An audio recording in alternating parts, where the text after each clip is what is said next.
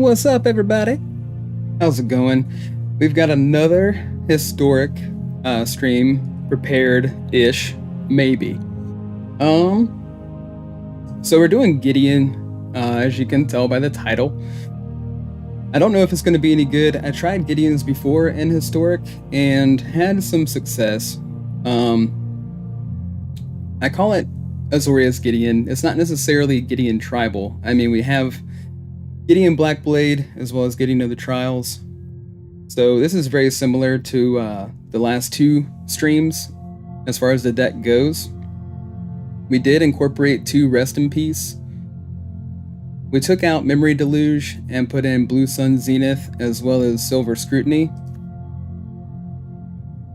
So of course, I know you guys are familiar with this card. If you know Magic, you may cast Silver Scrutiny as though it had flash. If X is 3 or less, draw X cards.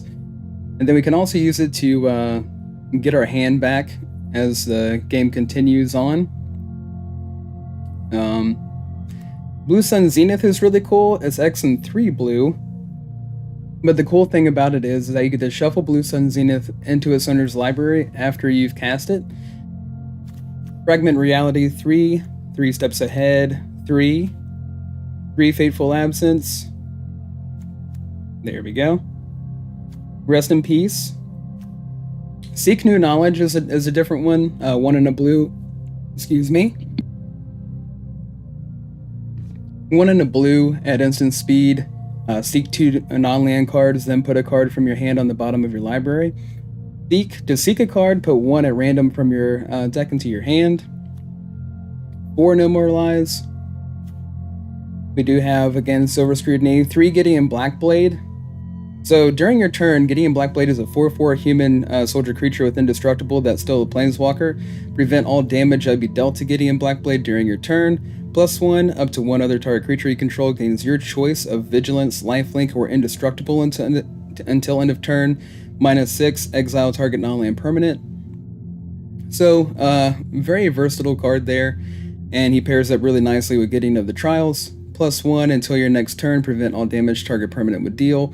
0, until end of turn, Gideon of the Trials becomes a 4/4 human soldier creature with indestructible that's still a planeswalker. Prevent all damage that would be dealt to him this turn. And also, 0, you get an emblem with, as long as you control a Gideon planeswalker, you can't lose the game and your opponents can't win the game. So those two pair really nicely together, and we're running 3 copies of each because, of course, having a Gideon in play is very important to us. 3 Supreme Verdict, 3 Doomscar, and 2 Devastating Mastery. The land base has not changed. So we have 4 Field of Ruin, 1 Demolition Field, 2 Sea Chrome, 1 Irrigated Farmland, 2 Hingegate Pathway, 2 Hallowed Fountain, 2 Glacial Fortress, 2 Deserted Beach, 2 Adarkar Waste, 1 Island, 3 Hollow Storm Giants, and 4 Plains. And if you guys need to, obviously, look at the card, I'm not going to go too much in detail about it today with the deck tech, because it is similar to the last couple of streams. And if you guys need to pause or go over cards, you can feel free to do that. And we're going to go ahead and jump right into some games.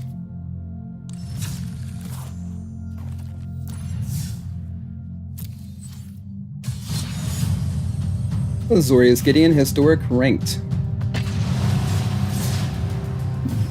So next week, Tuesday through Friday, I am going to be jumping back into Standard. I just wanted to kind of take a break from Standard this week and play a little bit of Historic for kind of a change of pace. The G! And, but next week, we will be jumping back into Standard.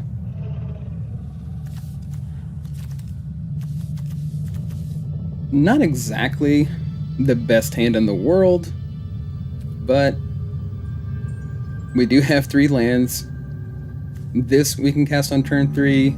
We can cast this on turn 4. This I would like to cast on turn 5, and then we can refill our hand. We are on the draw. I'm a little bit nervous about this one, to be honest. This is really cool. This is a cool arena. Utopia Sprawl. Very wonderful. Start off with the plains. You got a sleeping dragon over here in the corner. Oh. I disturbed him. What's up, dude? Krakens, leviathans, octopuses, serpents. Oh, Lair of the Hydra. The ocean surges, life thrives. Fanatic. Okay. Pretty big turn for them. So if you control a creature with power 4 or greater, add 4 mana. Let's see. We could hold up this.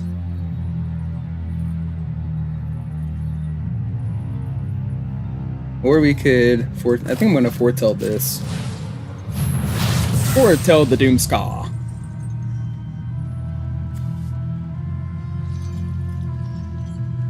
Yora is pretty awesome. Whenever a creature you control with power 4 or greater enters, you draw a card.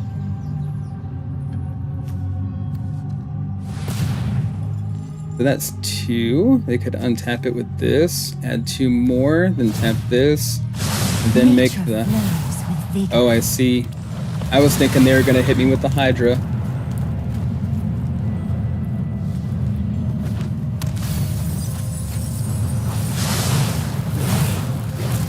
Two, storm the festival.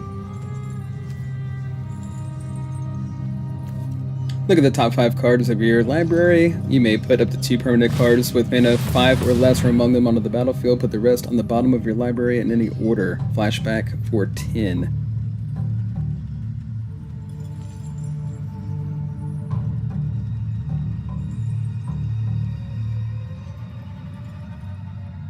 They can generate so much mana. It's a pretty cool combo between Kiora as well as Utopia Sprawl.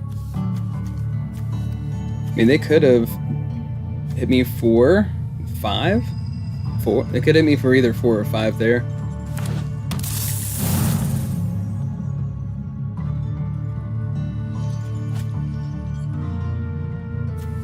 Nykthos, Shrine to Nyx. You gotta pay, they have 2 mana, they can activate this, and they can add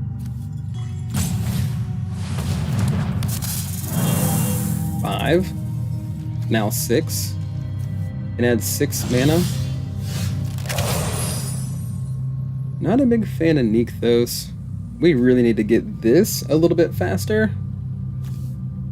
We need to get to it a little bit faster. Alright, let's go ahead and just take all these out. Hopefully they'll allow us to do this. They have. Okay. Put another target card from your graveyard on top of your deck. Sure. No problemo.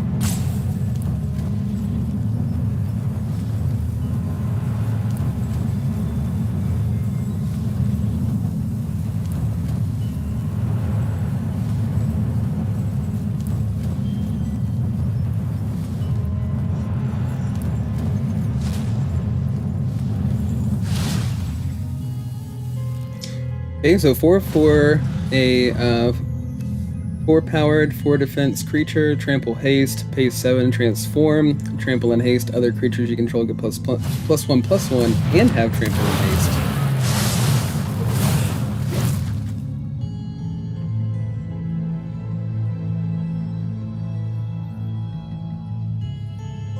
Not fun at all.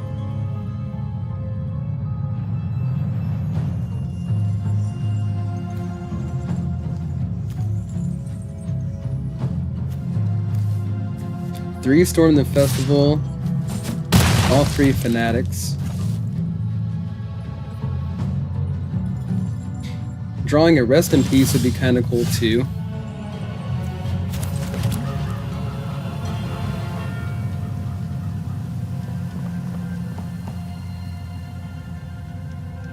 Could leave our mana open.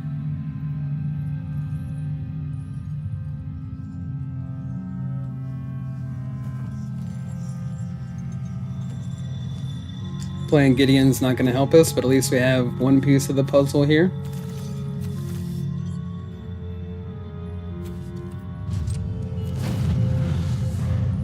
They can generate 2 mana off of this by tapping Nykthos. They tap this for 2, untap it with this. They can also untap their Nykthos with Kiora.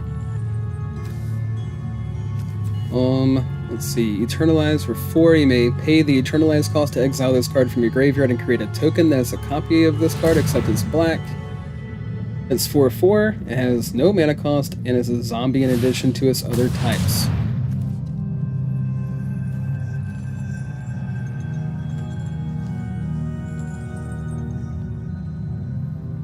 Today, so far, in this very first game, I feel like we're getting bullied a little bit.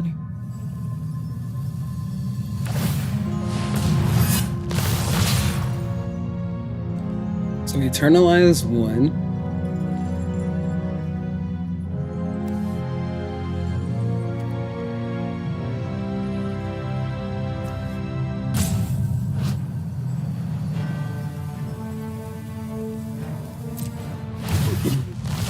And of course it gets haste from, well, no, it does if you transform it. Okay.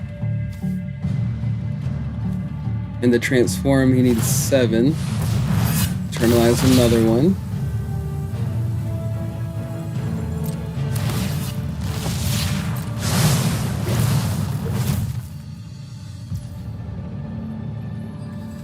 Okay. Should we draw a couple of cards with 3 steps? We could draw a couple of cards with this.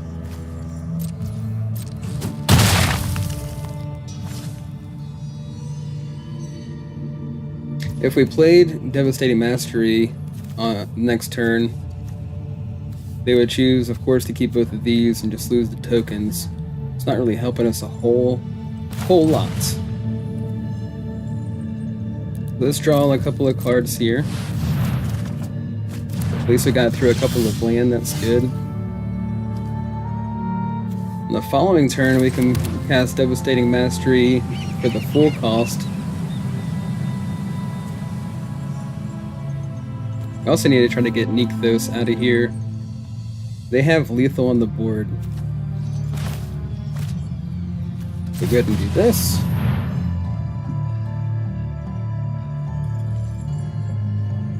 I mean, I really do like Devastating Mastery, and having 4 would be pretty cool. Being able to cast it for 4, being able to cast it for 6, bouncing basically everything in play, if nothing else. I mean, that's really cool.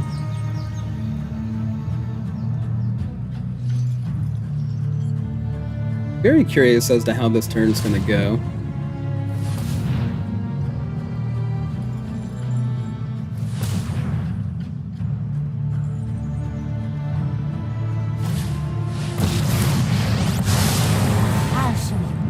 So here she comes again. Truly spectacular. One drop ripples and grows. Haste again.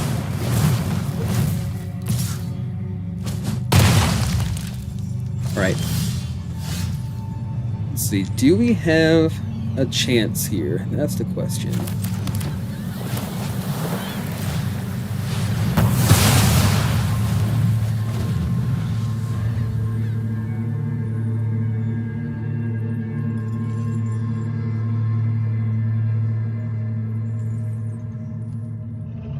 So they can Eternalize Fanatic, and of course they have a bunch of cards in hand.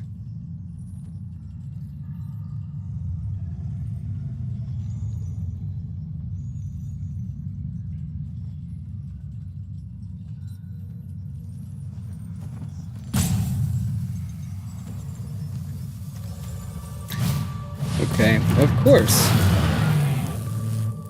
More haste. While we're tapped out. Wonderful. Wouldn't have it any other way.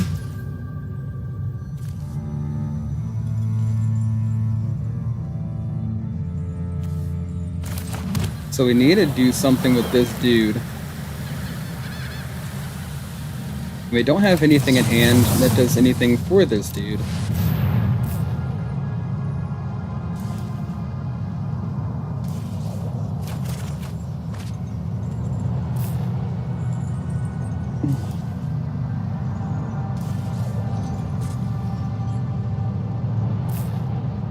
So we discard... Maybe we just discard this.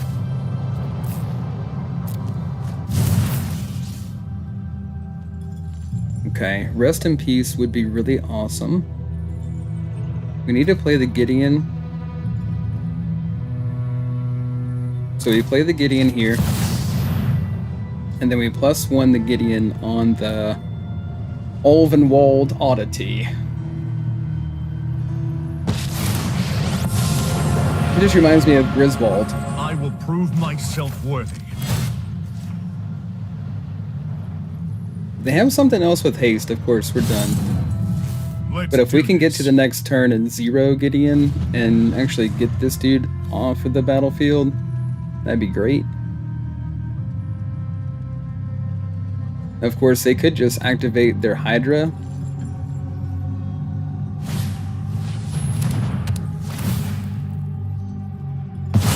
Or do that. I'll be ready.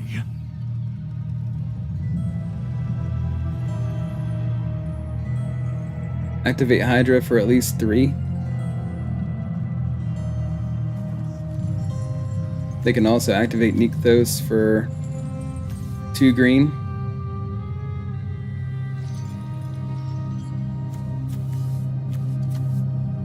But of course that would be basically essentially the same thing. Yep, Lair of the Hydra. Here it comes. 3 damage. Down to 1. If only...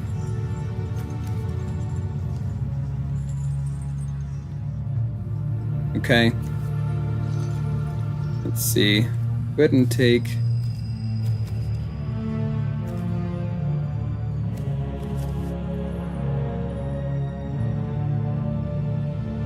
This is tough. Draw a few cards. Okay, so we have an answer for this.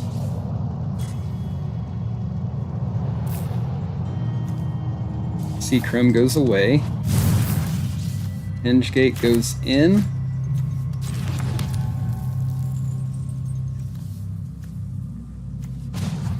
Take the Hydra out.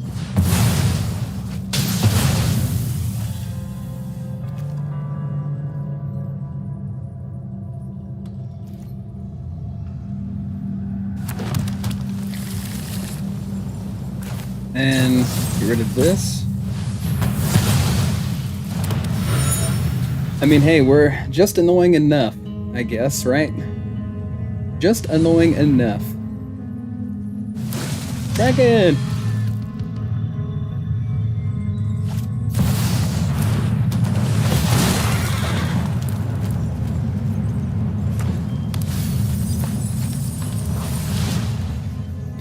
So this whole scene,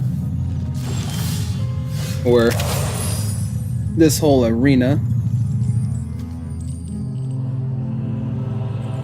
there's nothing that we have that gets rid of this. Good game.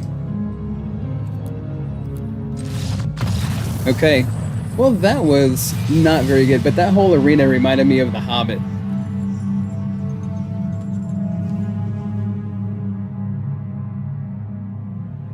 Pretty sweet. I am a big fan of Lord of the Rings, as well as The Hobbit.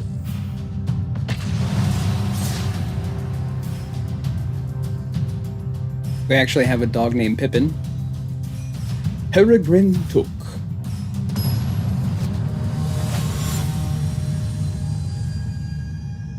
T-Dut.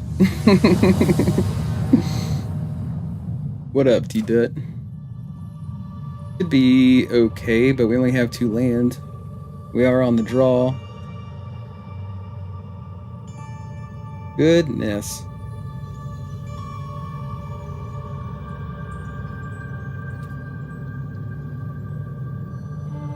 Mulligan. Okay. Maybe you... Well, yeah, we'll just do it that way.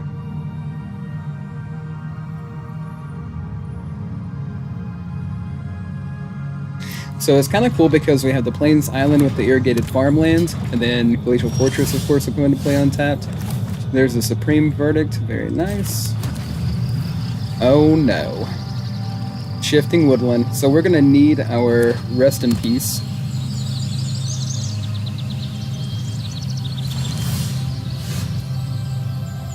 Wow. I feel like this deck is just... Man, that is so cheap. So they can use this, pay for, and it becomes a copy of a permanent card in the graveyard. This, it can pay for, tap and add 6 green mana to cast a creature spell.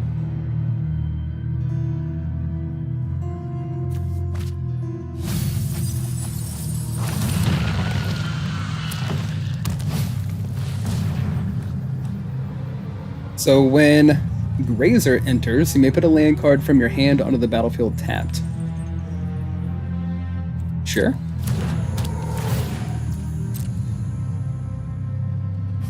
So we definitely need to find Rest in Peace.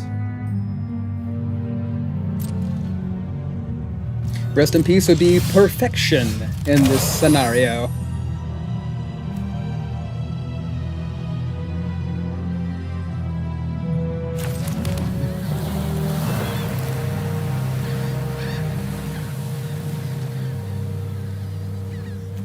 So, Gideon.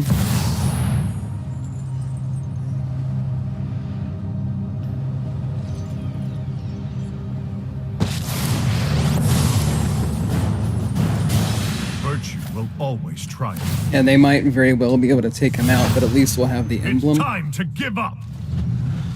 As long as we got the emblem, as long as you control a Gideon Planeswalker, you can't lose the game and your opponents can't win the game. Faceless Haven. Wonderful.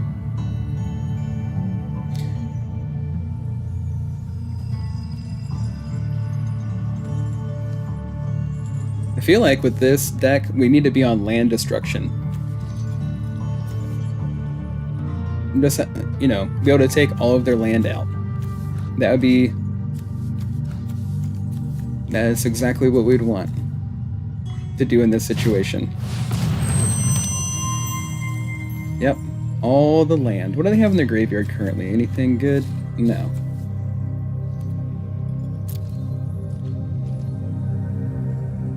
Not able to attack this turn. That's good news for us. There's the Rest in Peace.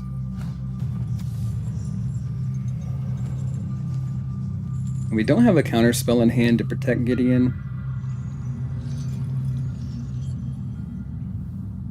Let's see.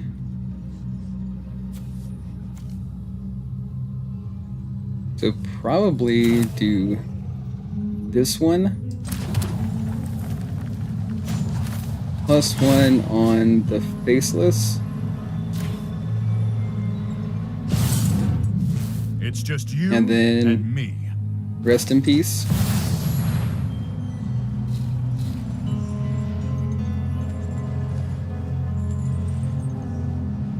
Wonder if that's gonna be enough.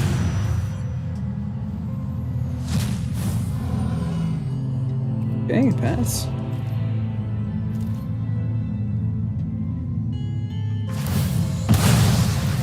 I do feel like we're gonna need the 3rd copy of Rest in Peace for these specific types of decks.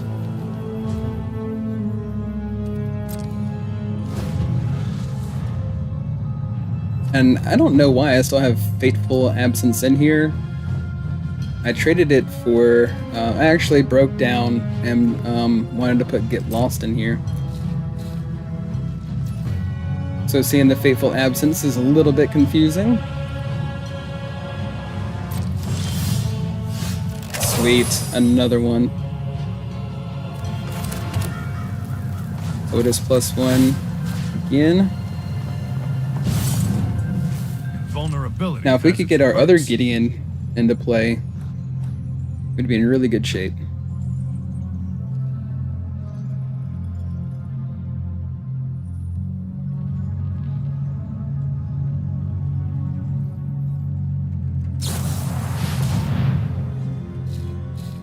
So target player creates X01 colorless or draws a spawn creature token, sacrifice this creature, add a mana. Target player scries X and then draws a card.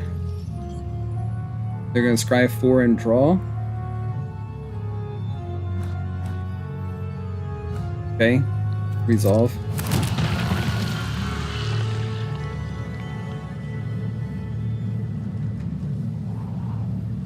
So we have the Supreme Verdict.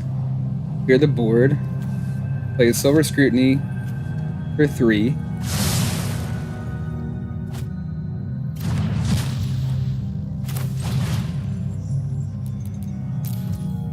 Auto Bay, Auto Wash, Auto Boost.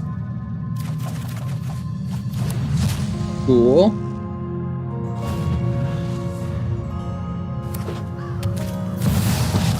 Ugin.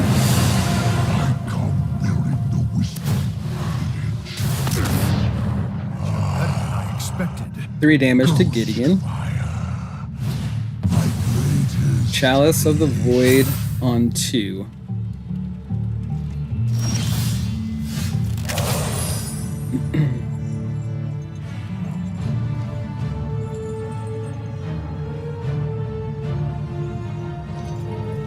Okay, so Ugin, Chalice of the Void on 2. Very annoying. So this makes sure that Ugin can't do any damage to us. I've been waiting for this. Let's see.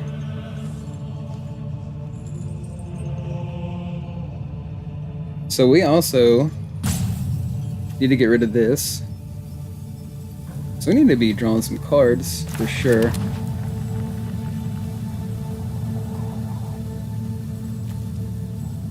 Exile each permanent. Well.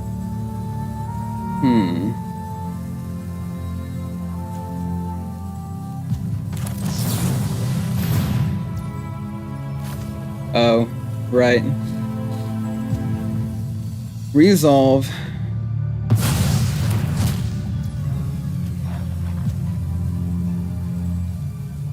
Dang it. So let's do this.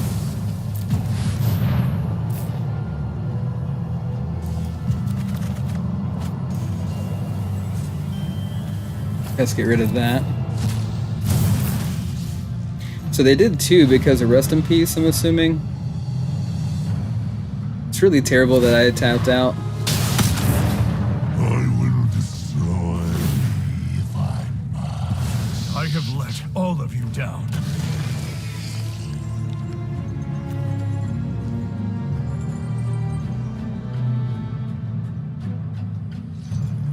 So it's -10.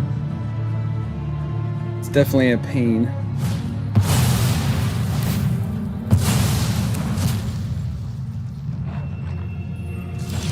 He countered his own spell, his own chalice. That was fun. Okay.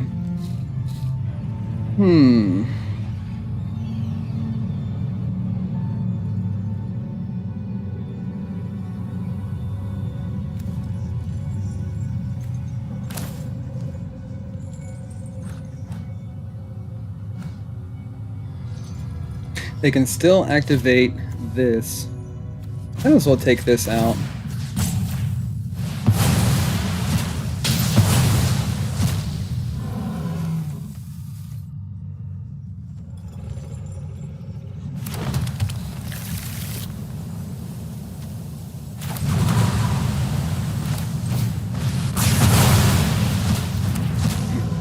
Okay. Pretty cool. Yep, draw 7.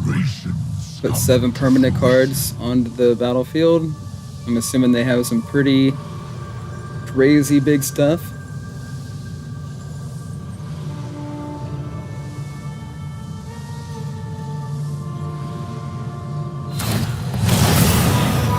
Another Ugin.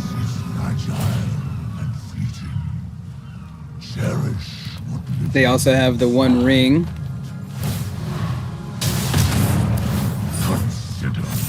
Chalice. 2.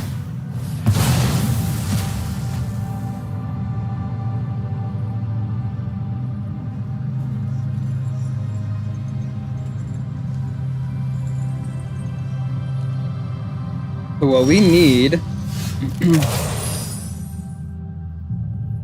we got to get rid of this guy too.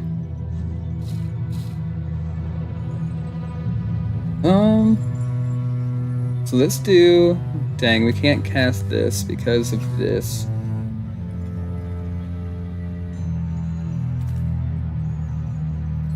So do this instead.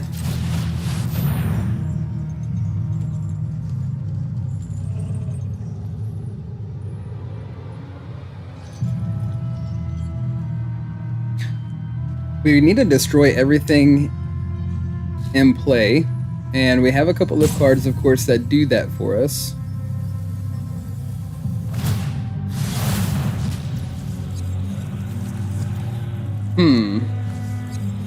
They want to get rid of our Rest in Peace Resolve.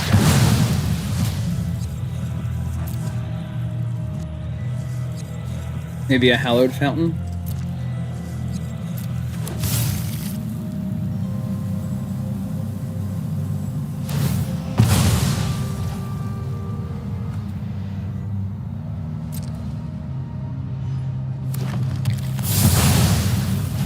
If we could just destroy these.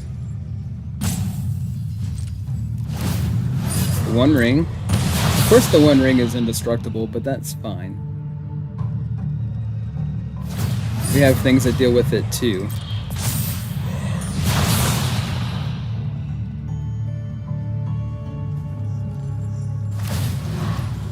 Yep, 3 damage to me. I will destroy if I must. Field of Ruin on... Aw, that's sad. So sad.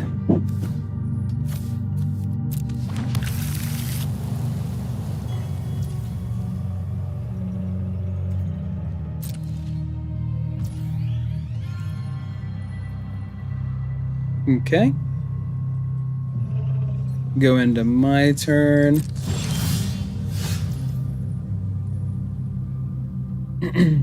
We do have another Gideon, but of course he can just get rid of it. One or more colors. We can't play this or this or this.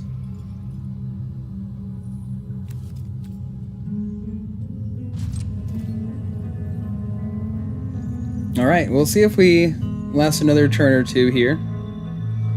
He's gonna do another 3 damage to us with Ugin.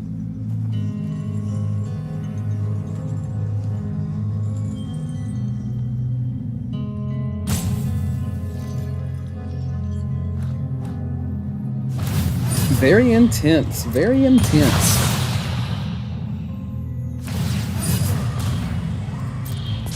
If it wasn't for Chalice, we'd be doing so much better. The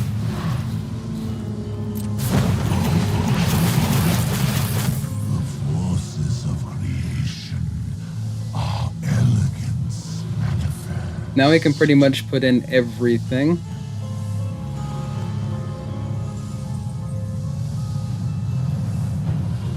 What is it gonna throw in this time?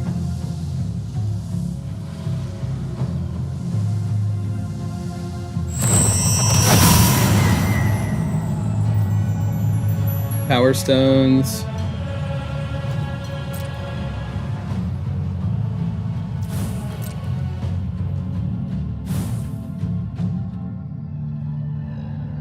Leveler.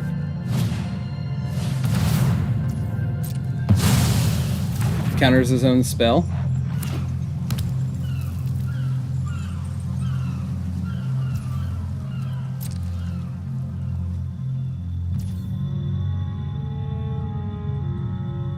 Really need to get Chalice off the field, but we can't get there.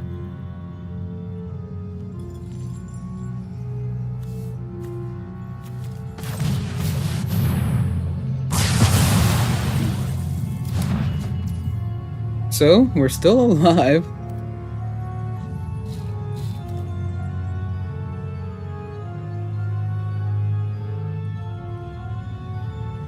I mean, we could play the Gideon, but again, it's not really gonna help.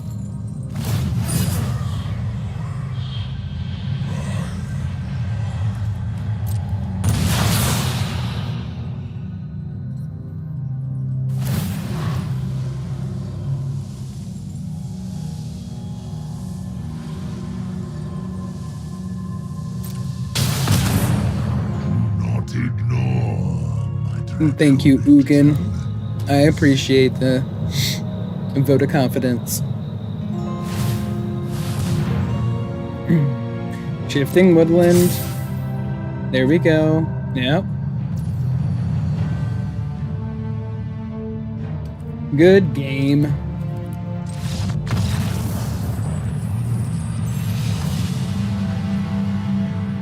So if it hadn't been for Chalice of the Void, it would have been a much different game.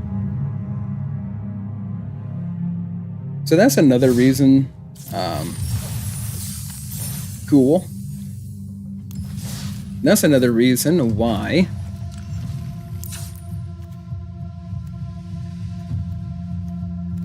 Rest in Peace is good for sure. But we need more Devastating Mastery. That game we definitely, desperately needed Devastating Mastery. So we're gonna take this out. Or get lost, I guess. I really don't want to, but this is the world we live in. This is the meta that we have before us. Seek New Knowledge is a really cool card. Does really awesome things. Chalice is just...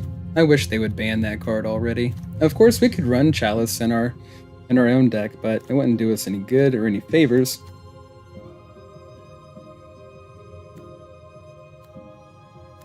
Supreme Verdict. Doomscar. Okay. We need another one of these. But how do we do that? Could drop a Black Blade, but of course the whole point is to have a Gideon in play.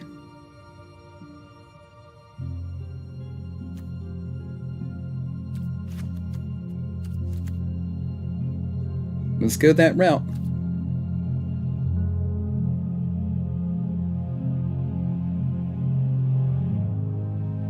Four, no more. Okay, so yep, I think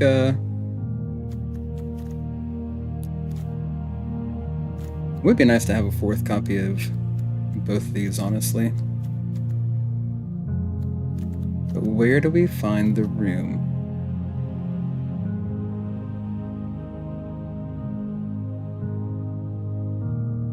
Okay, we'll just call it done. Of course, best of one. I was actually thinking that next week I would try some best of three in the standard and see how it goes.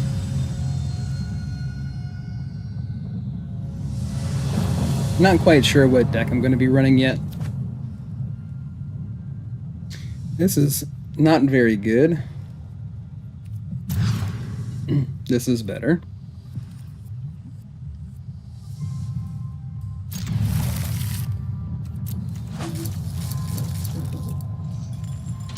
Gotta love the sleeves.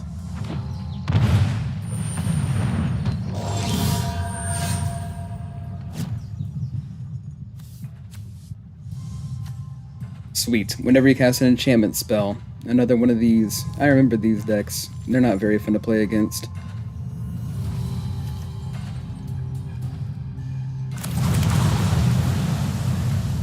Gotta love the intensity of all the music in these arenas.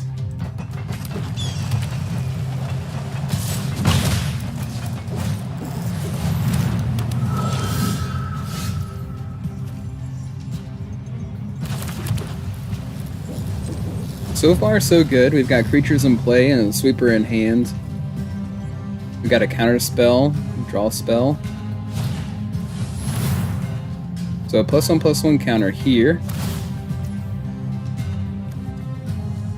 And then Kami says, put a +1/+1 counter as well. Whenever you cast it. Resolve, resolve, resolve.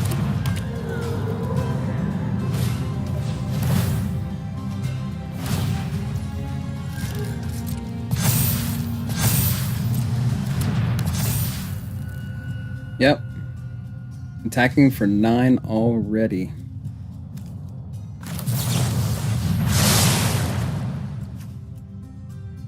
Let's see.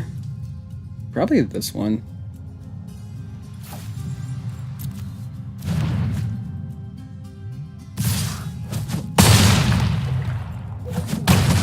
So fast.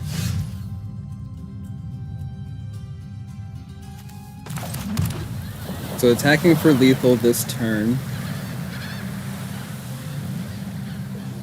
We'll have to get lost this thing. We have to make this thing get lost.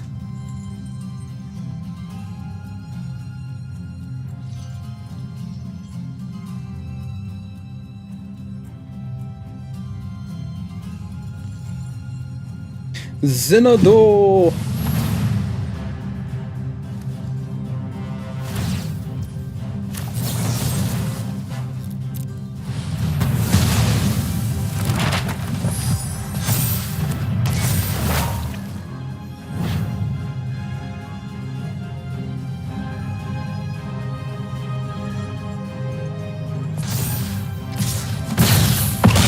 All the way down to 1 life.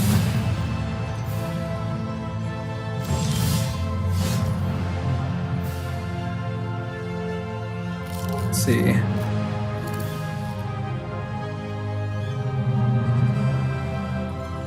All right.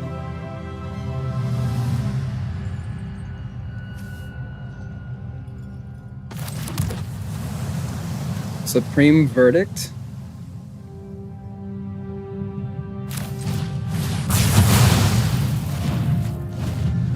They are just so fast.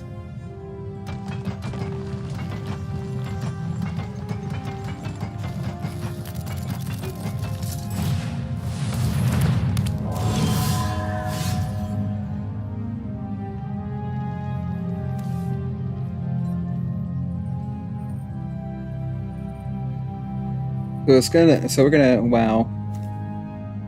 It would have been nice. So this comes back in, this +1/+1. Let's try Gideon. Your weapons won't help you win. I'm going in. And then maybe we can go ahead and get, yep, resolve. So it has summoning sickness, which is perfect for us. Sure. +1/+1, yeah.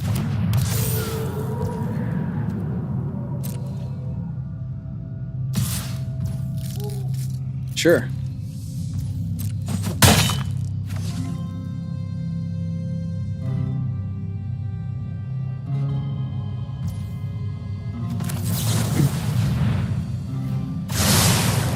There we go. Very nice. Probably just get rid of one of these.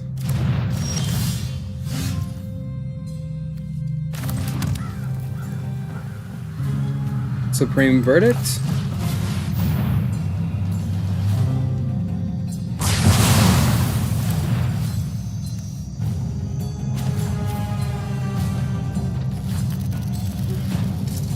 Do we want to go ahead and attack or get his emblem?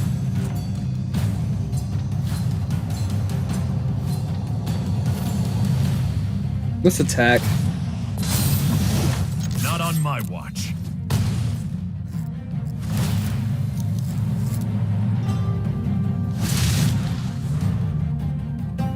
So they play Kami.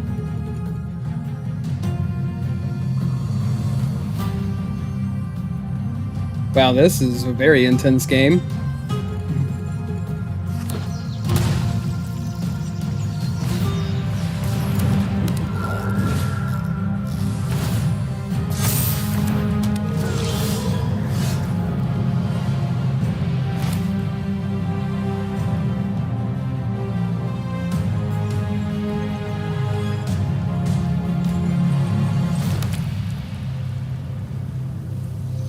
Hmm.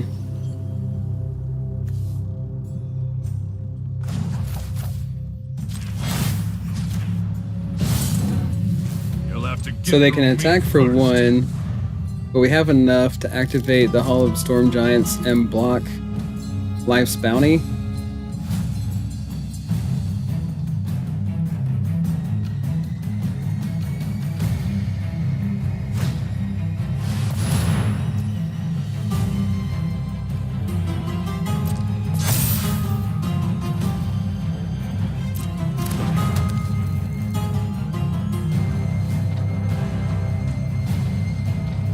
So we'll get through, hopefully, another turn here.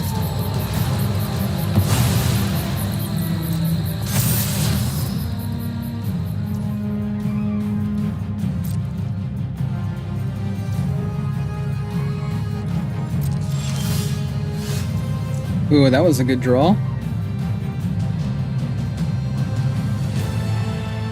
At the beginning of your end step, if an enchantment was put into your graveyard from the battlefield this turn, you may return Kami of Transience from your graveyard to your hand.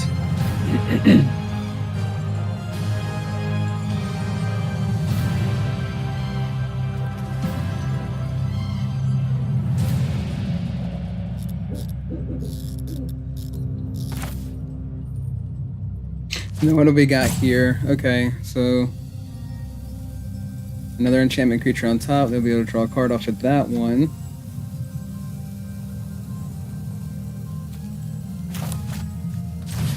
It's probably too early to play that, but it is what it is.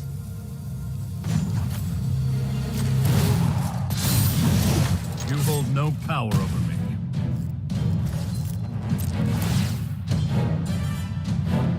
So Kami goes back to their hands.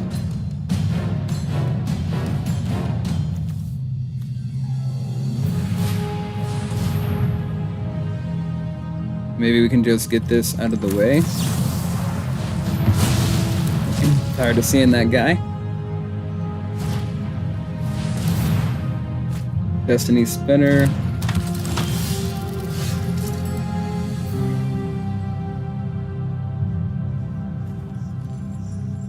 So we could attack all in.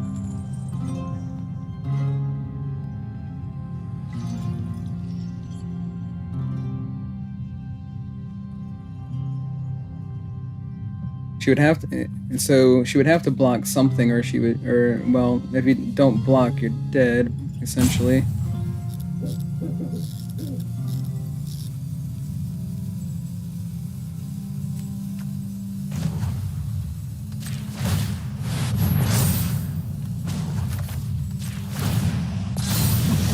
That's enough.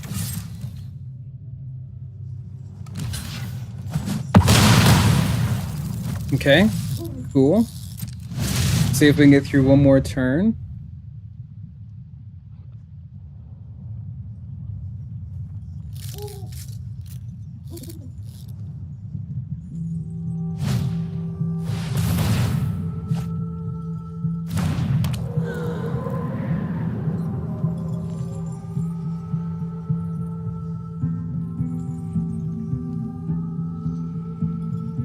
Maybe we get through one more turn?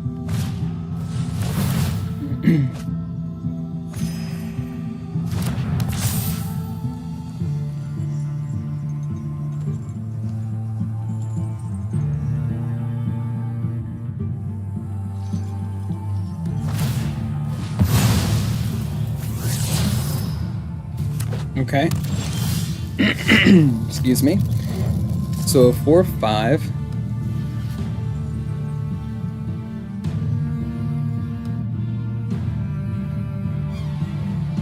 Block the 4 and take the 7. 1 mana open. Could do this.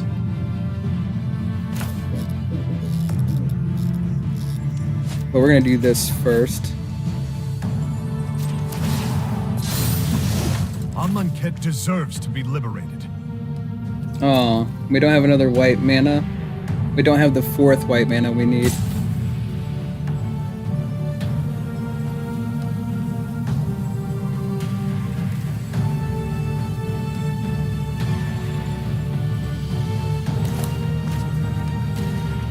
So we can do the 4 cost because the choice is up to the opponent.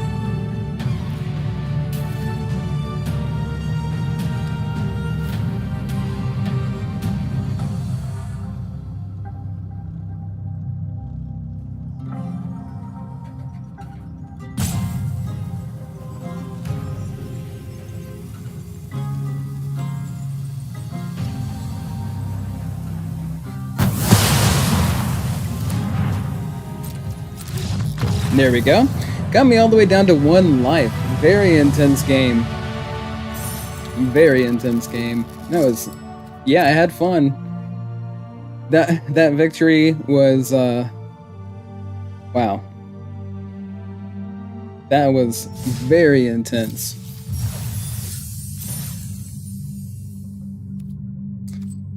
Let's see. Wonder if I want to make another change. Probably not. Let's jump into another game. I do eventually want to get another copy of Rest in Peace in there. Rest in Peace. That would be really cool. Just got to be able to find the room. And Silver Scrutiny, maybe we could just go down to a couple of them. It's nice having Mastery and Doomscar in hand. This is a pretty decent one. Turn 2, Foretell. Hopefully they're an aggro deck. That'd be great.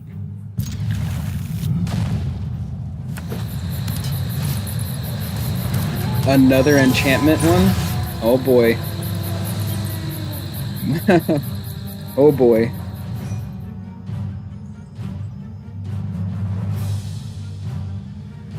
So we want to play probably an untapped land. I think it'll be fine.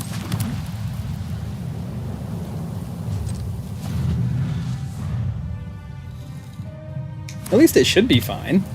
Hopefully. One thing with this arena, there's not a whole lot of interaction with it. So, +1/+1 counter on target creature. When it's put into the graveyard, from the battlefield, draw a card. What if we just get rid of this now?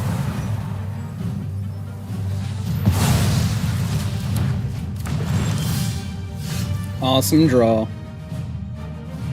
Definitely a 4 of.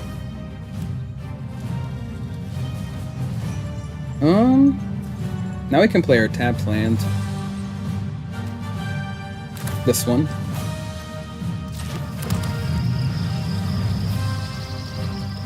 Lurus of the Dream Din.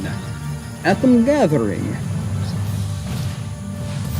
And whatnot.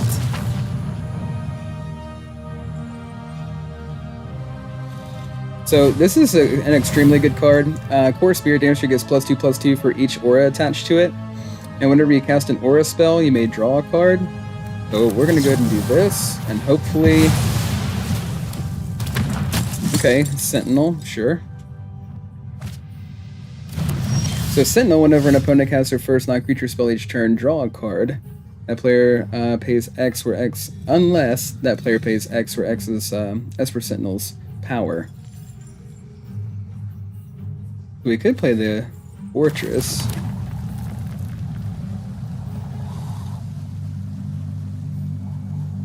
And then we could foretell this.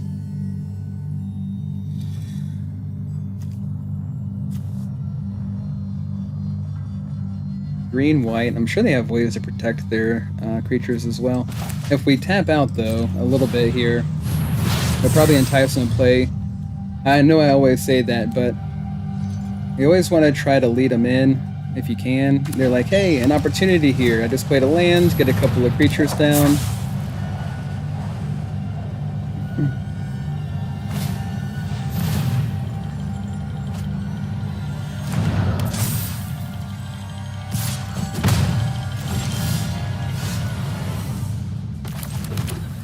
Getting so close to being able to cast this as well. Alright, let's go ahead and Doomscar. Autopay.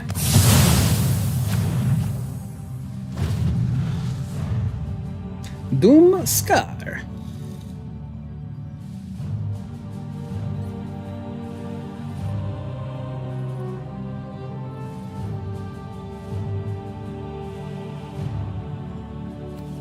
So Sentinel's Eyes. Enchanted creature gets +1/+1 and has Vigilance. And it has Escape for 1, exile 2 other cards from your graveyard. You got 5 in there. Okay, 3/2 as of right now.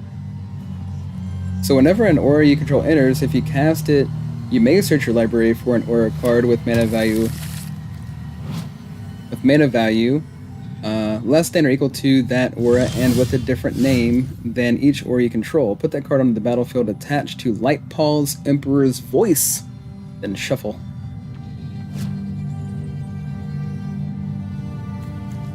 Okay. So we're gonna need a land.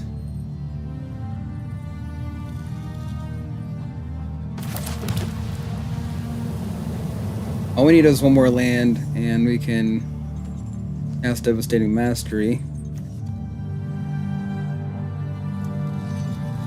But I am wondering, because they're able to search. It may very well be a mistake.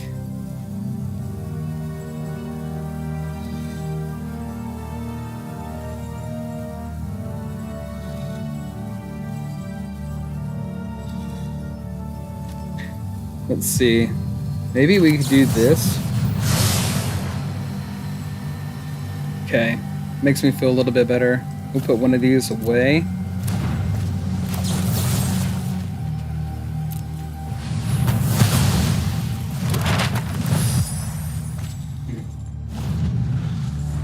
Because I was sure that they were going to search for some kind of aura that was going to give them some ridiculous amount of power and swing in.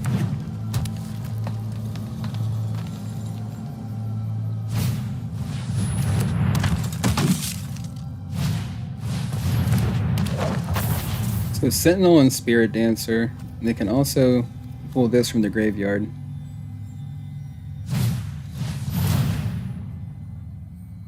They decide not to go with that one.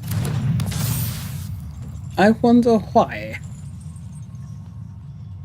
I don't know, but I'm curious. I would love to find out.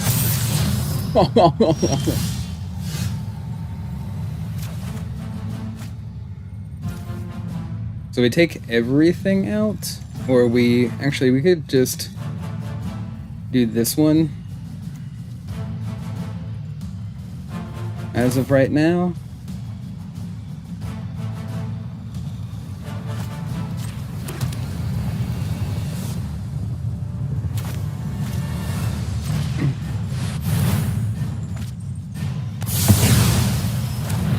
Keep getting rid of things. They can also play that from the graveyard.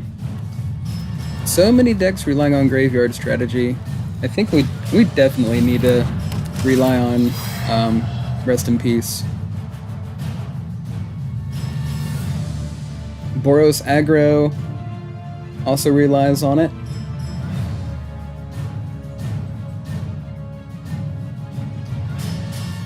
Our best friend Ugin relies on it.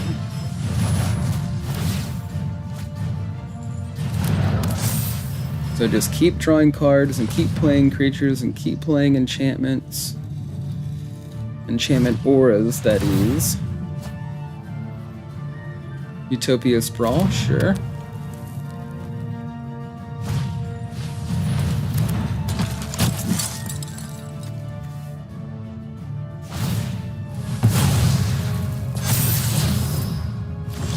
All that glitters.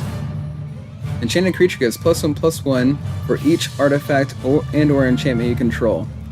So artifact, at least he's not an artifact or an enchantment. So 5, 6, 7, 8 plus those. Can attack for a pretty big number next turn. Also cast this dude.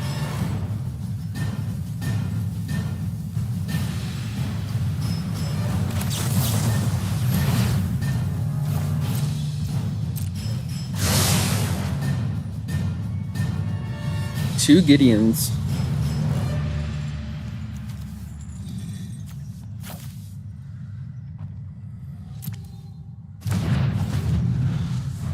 Well, we very well may die here.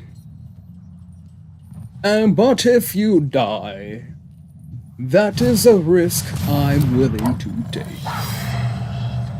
And, oh, that's what it is. And if you shall die, that's a risk I'm willing to make.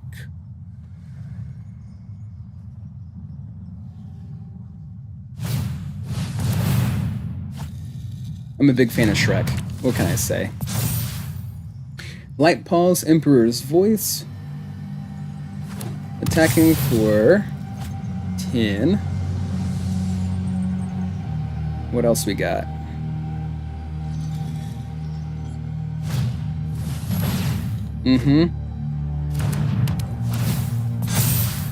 Yeah, I kind of figured it was going to be a big number next turn.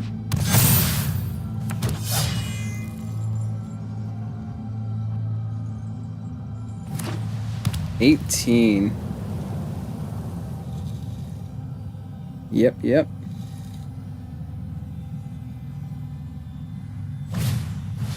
There it is. Well, you had it. Congratulations. I should have went with my gut and destroyed everything in play. Wah, wah, wah. Wah, wah, wah. Okay. Jump into another game. That's what we're here to do. Hey, boo-boo. We're not here for picnic basket. We're here to play Magic.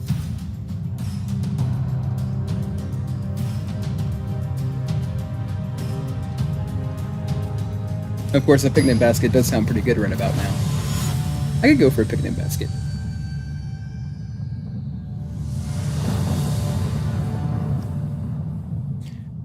Gideon of the Trials in our opening hand. Get lost. Fragment. Okay, cool. Let's get this party on the road. Beautiful. Beautiful arena.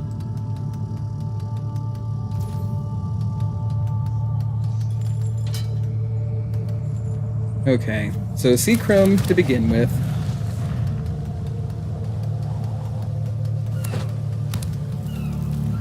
Can't break anything in here. Okay. Yavimaya Coast.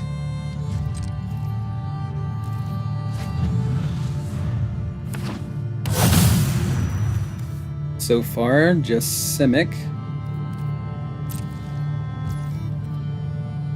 I say just Simic like it's a bad thing.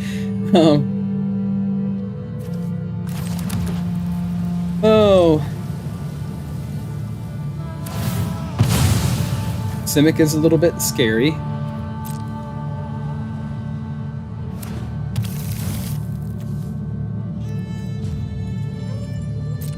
Could very well see an Ugin. Eventually. Hopefully they're not running Chalice. That card is, such a pain. Yep, we're gonna be seeing an Ugin. Well, resolve that.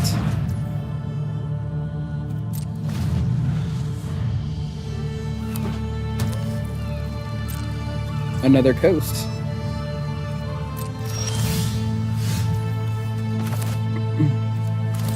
And I'm sure they have counter spells in hand. We're going to need to keep a counter spell open as well.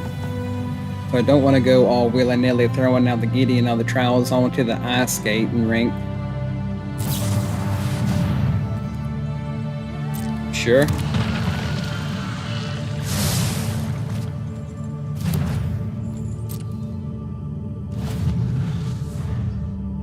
Definitely an Ugin deck.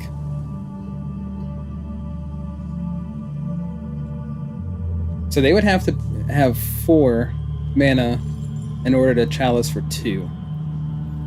Because chalice is X and X. So you have to pay that cost twice. Really? An elf.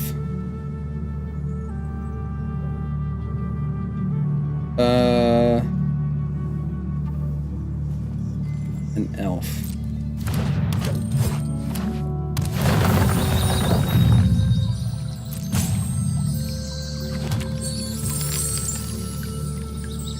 Okay.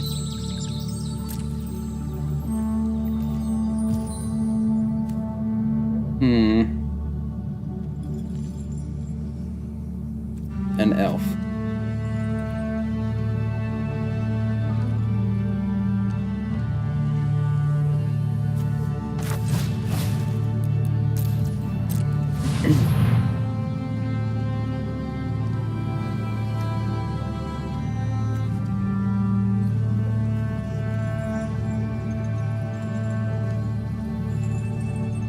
They're probably running counter spells.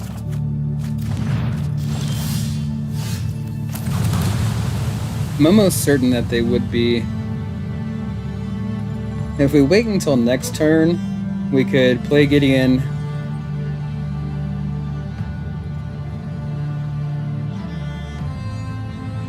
We wouldn't be able to play Gideon and hold up No More Lies. We'd have to Field of Ruin first.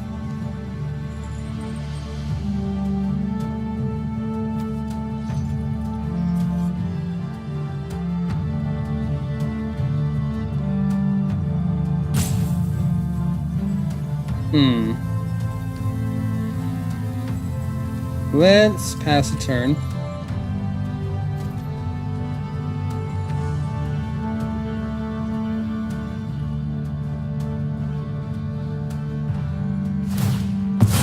Fabled Passage. Sure, go right ahead, my chap. No problemo whatsoever. What about second breakfast?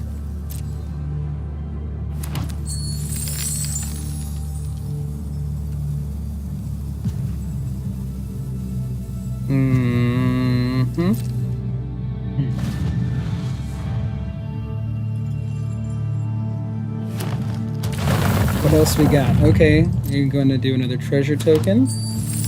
Needs a lot of mana for some things. Does not attack.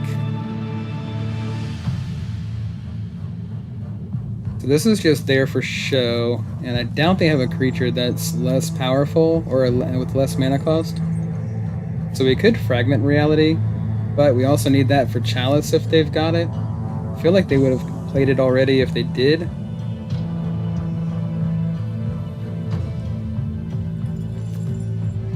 Let's see what they do with this.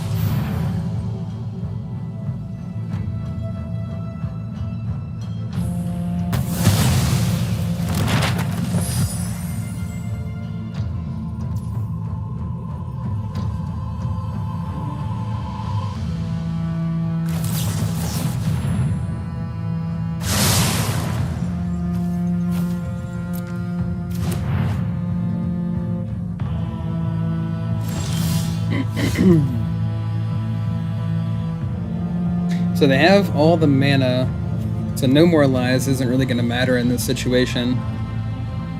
And that's something I've been finding out about No More Lies. I mean, it has its place, but, you know, we're kind of trying to be good against all the decks that we're seeing, and No More Lies just does not cut it.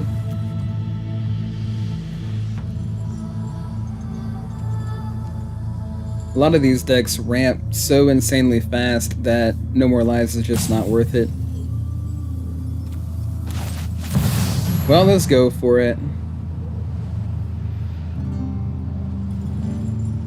Do you have the counter spell? Go ahead and counter them.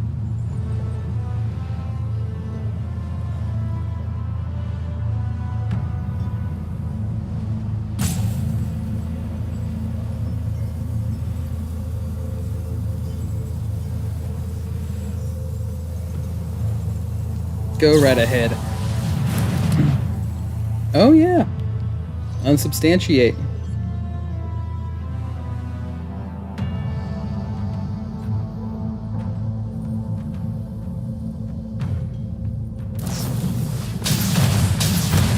Chord of Calling.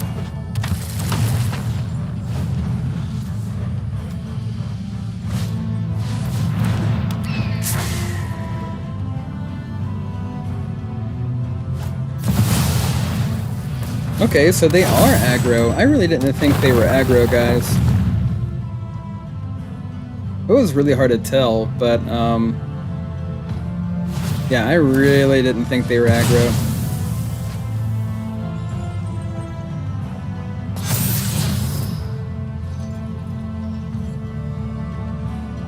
That just baffles me. It doesn't make any sense.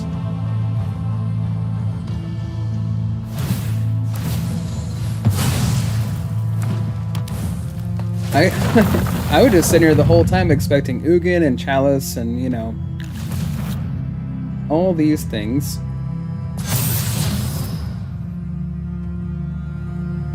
Okay. So now what? You attack for 2.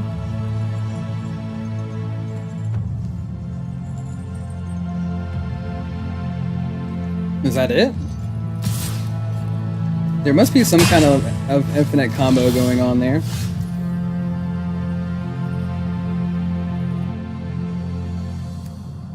So, this?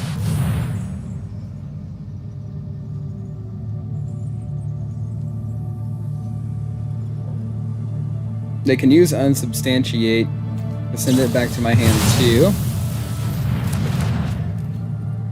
Okay, get rid of this.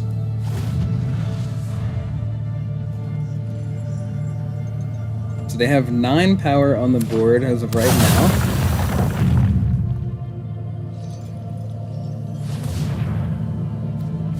Mutavault, okay. So 11, go to 7.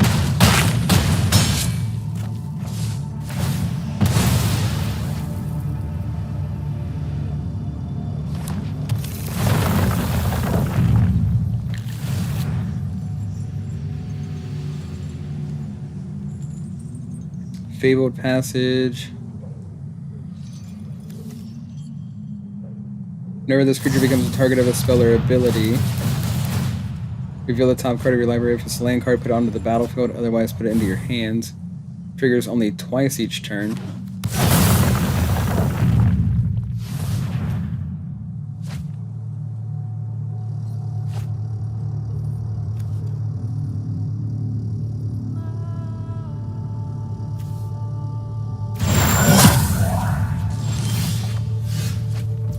So they're all phased out. It's another reason why Settle the Wreckage is so good.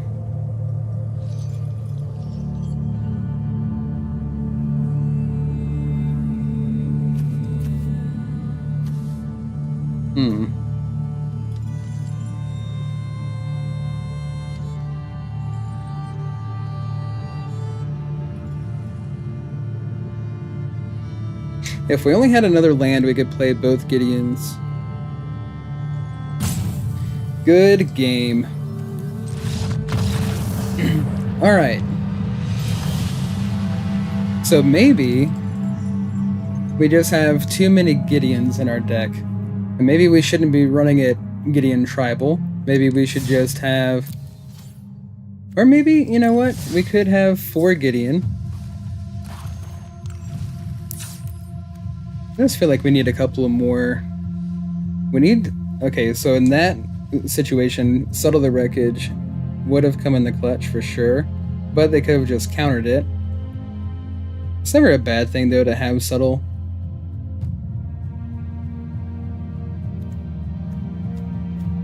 Especially with creature lands and those types of things. We have Field of Ruin and Demolition Field that also handles that. Rest in Peace still needs another copy. No More Lies. I feel like that... Seek New Knowledge has been pretty cool so far.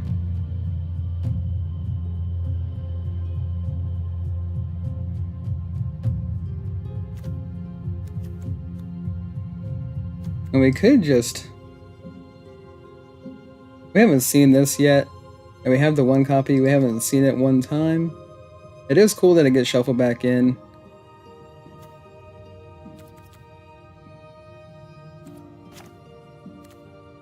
We could be on 3 or just 2 Silver Scrutiny.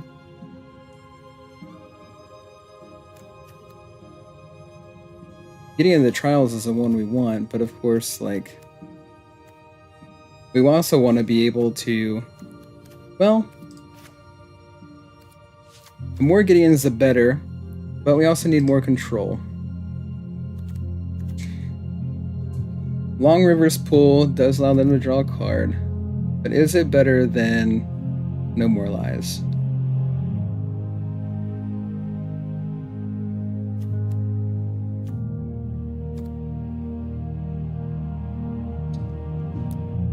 Well, let's do Long River. Put a couple of those in. And then another Rest in Peace as well for all these other decks, because we need a little more graveyard hate.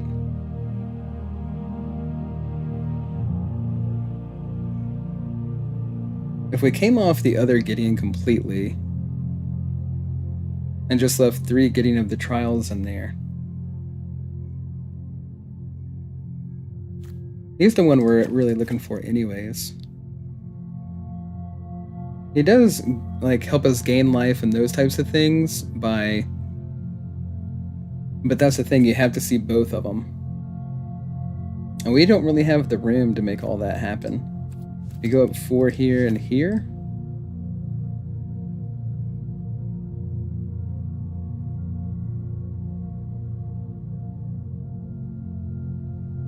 I think that's okay.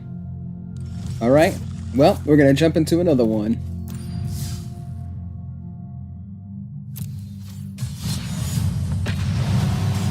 And again, like, I got a little bit burnt out with Standard, and I wanted to try a different format, so Historic was the one that I chose.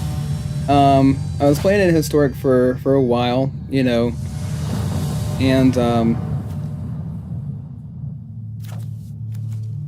but for the last, I guess you could say, 4 or 5 months, I've been doing nothing but Standard, so I felt like it was time to jump back into Historic and see what changes have been made, see what how the meta's, you know, developed, and kind of see if blue-eye control is valid in Historic as well. Which, the power level so far is not on par with some of these others. Well, that seems good enough, I guess.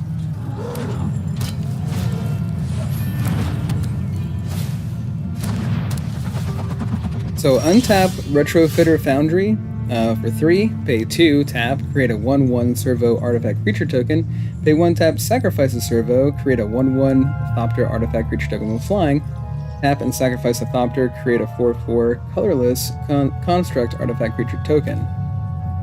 So that has to go away.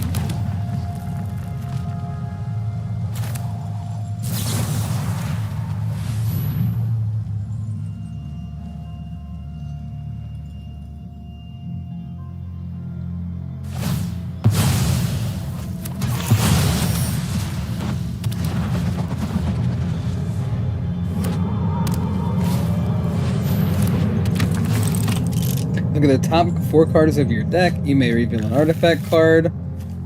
Yep, put it into... Yep. Put it into your hand. Okay, put the rest on the bottom of your library, right?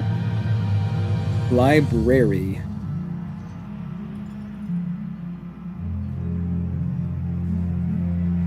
Yes. Okay, got a wonderful 4/4 dude over here.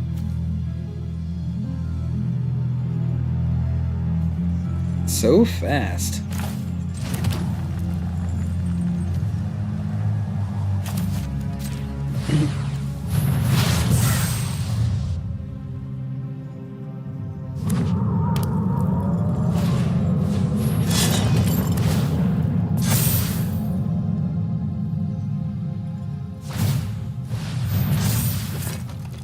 Cool.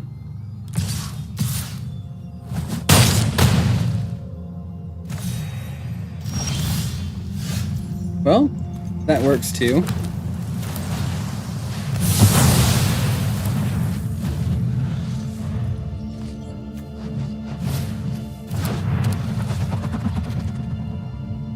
Trample on lifelink.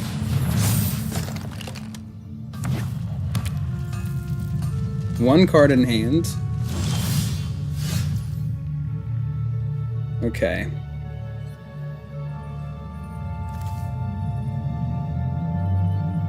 Gotta get this one on the battlefield. Pass. So trample, flying, lifelink, trample, lifelink, flying.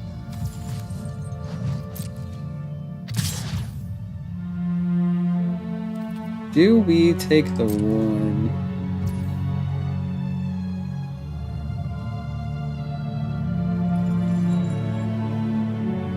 I don't really want them to draw a card.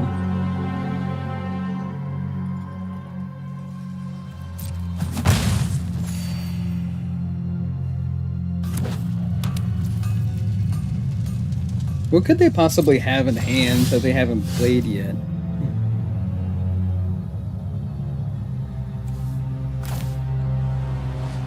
Just go ahead and take this out with Supreme Verdict.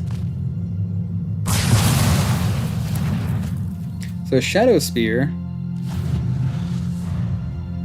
Okay. +1/+1 trample lifelink.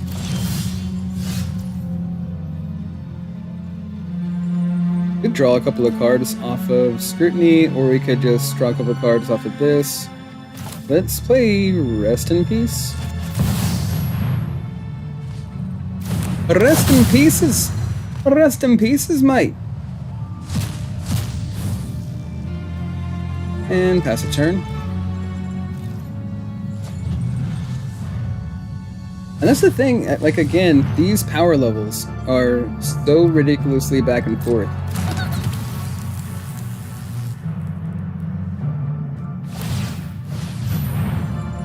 Yep.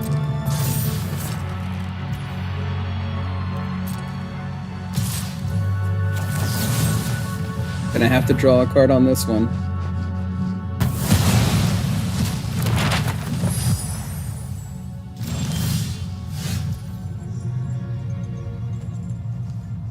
Oh, they don't draw a card. Right. Sorry. See, now that I put Get Lost in there, I was thinking that it was, the other card.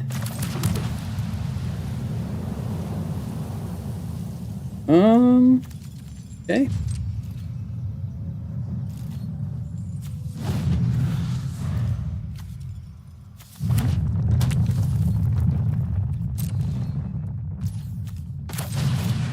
And that's why it's just so funny to me. I mean, as we go along, it's just the power levels are so ridiculously different, and it it doesn't make any sense.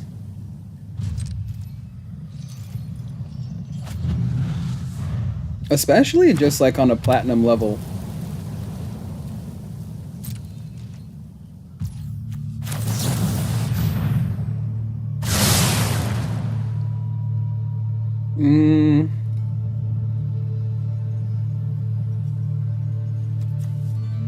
I want to keep everything.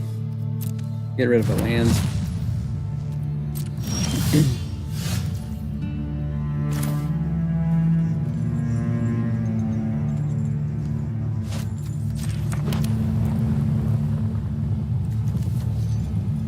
And I guess we could just foretell this.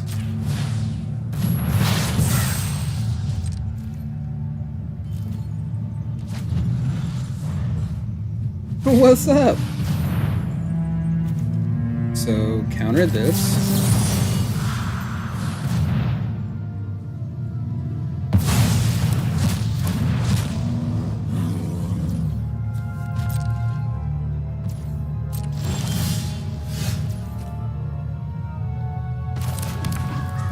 And I will let you guys in on a secret. It's not much of a secret. The reason why I'm trying out blue-white control Gideon is because I'm wondering if I could pull off blue-white Jace, because I did talk about in last stream how I wanted Rest in Peace and Jace, so I mill them out, and you know, then everything is exiled. I think that is just really powerful. And I know that Dimir is the better option when it comes to mill, but I just want to see what we can do with it. I'm curious. Of course, again, next week we're going to be doing standard, and then the week after that, who knows? We could be playing alchemy for all we know. Okay. Pass turn.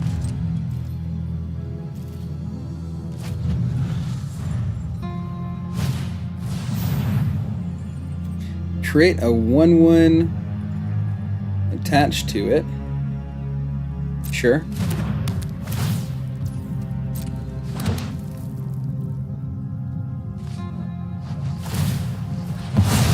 Get some map tokens going, you think?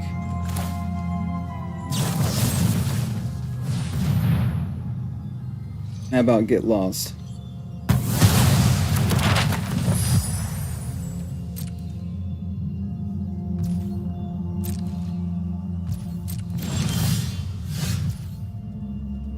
Okay. That's the bad thing about Devastating Mastery, though, is that it would also take this out. Which is another reason why I wanted to have 3 copies of that, because we definitely need this and this. Plus, we need to see it early anyway. Should I just attack in?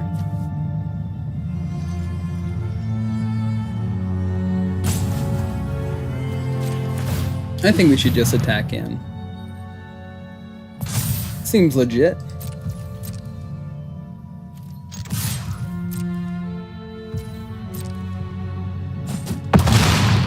Alright.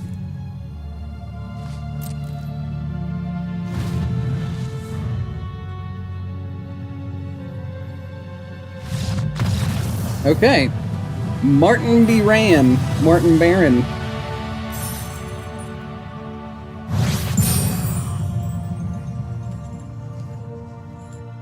And just move right along.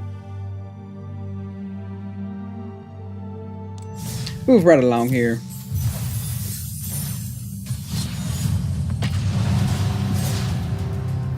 So Dimir or Esper, I really don't think Esper would be the way to go, especially with needing things like Field of Ruin, Demolition Field.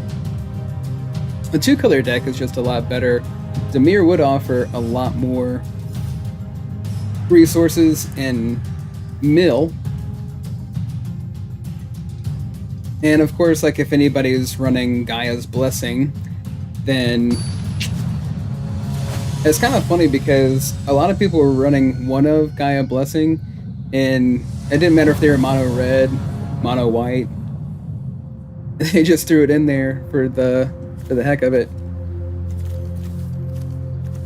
Keep Savant.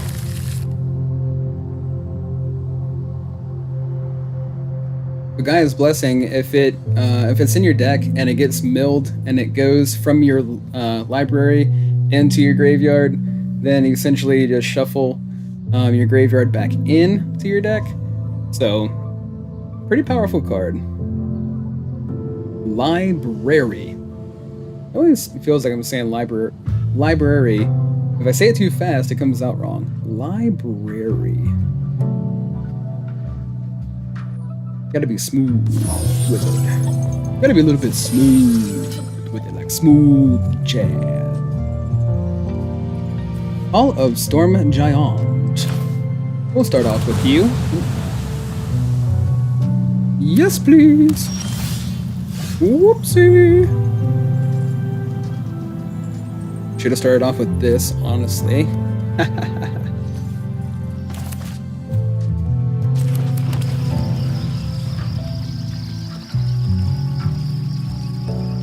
What you got for us over there? A tapped land, hey! Stifle. Nice. Gotcha. So you're one of those.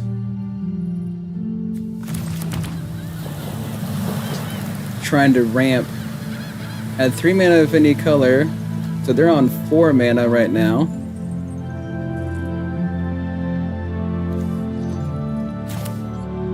Let's see. Let's just pop a Gideon in. Prepare to defend yourself. You should quit now.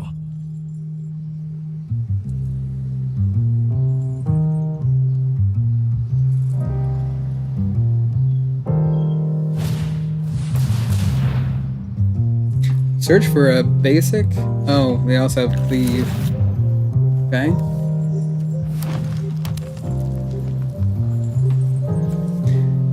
So search your library for a basic land card, reveal it, put it into your hand, then shuffle, or you can pay the cleave cost, and then you can search your library for a card, put it into your hand, and shuffle. And they just, wow. Then they returned it back to their hand. Pretty cool.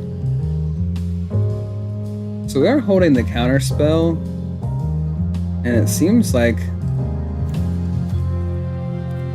they have a little bit of graveyard strategy going as well. And of course, blue-white control generally does have graveyard strategy going, with just a couple of different cards. I mean, Snapcaster Mage is one of the biggest ones that relies on the graveyard. Let's see. I think we just want to attack in.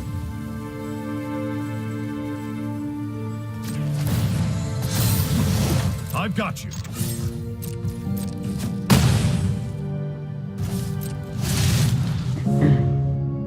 So they have 5 mana right now, and it would be really nice if we could have seen another land that turn. We have the Gideon in play. I'm sure they're eventually going to have some kind of removal for it.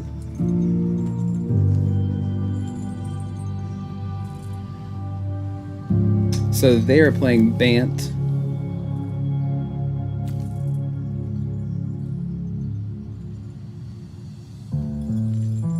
I like Bant too. I'm a pretty big fan of green. Blue-white is definitely my favorite deck to play, but I also really love Jund, which is black, red, and green, and I also really love Sultai, black, green, and blue, and those are my favorite 3 colors together, and in a deck is black, green, and blue. But I've always found that white and blue, white has always been extremely powerful, and blue, of course, I mean, come on, counter spells and draw spells, Jaces, fairies, really powerful stuff. So I wonder if they're just gonna give up here. Kind of surprised that they would. Bant control? But isn't there like a better card? Well, okay, I see why they run this, is because the backside of it is a land. But there's definitely better cards that allow you to do the same thing for cheaper. But I guess the versatility of it. Okay. Kinda want a land. Kinda need a land. Did not get a land. Alright, well, make them a 4/4. Not if I can help it. Down to 12 they go.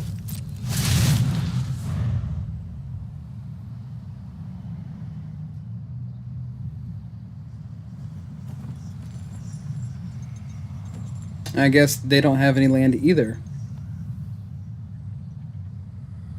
So maybe they're running Lotus Field. And then running less total lands in their deck. Maybe. Of course, we're running 26, so we can't find any. So I don't know what's going on. But like somebody had commented recently, it's just written in the code.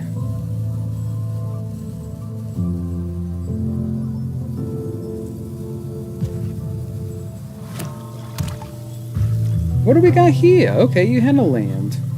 Well, you were pretending the whole time? You've had extra gloves this entire time? Harry, you got the crazy look in your eye. Dumb and Dumber. Another one of my favorite movies. Jim Carrey is amazing.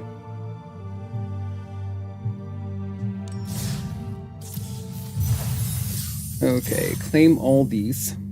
Play a game.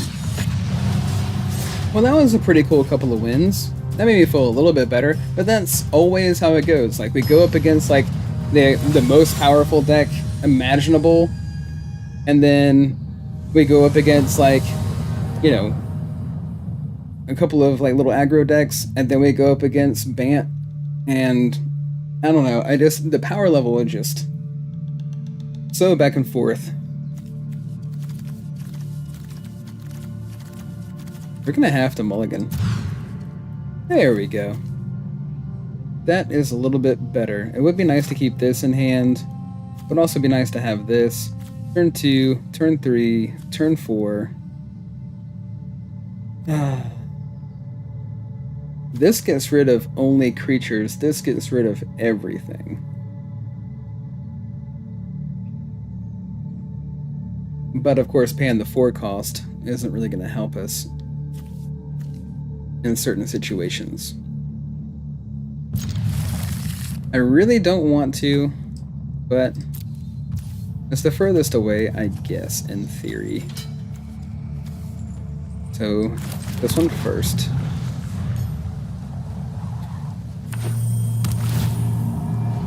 When Crystal Grotto enters. Really? Crystal Grotto?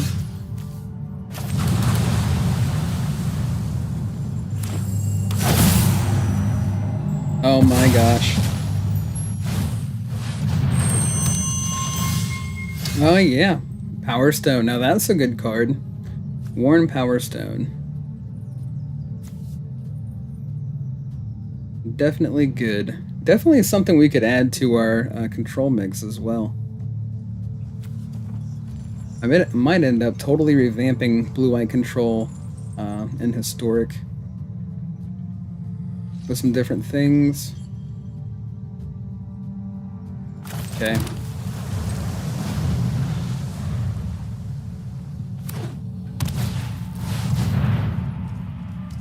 The Might Stone and the Weak Stone.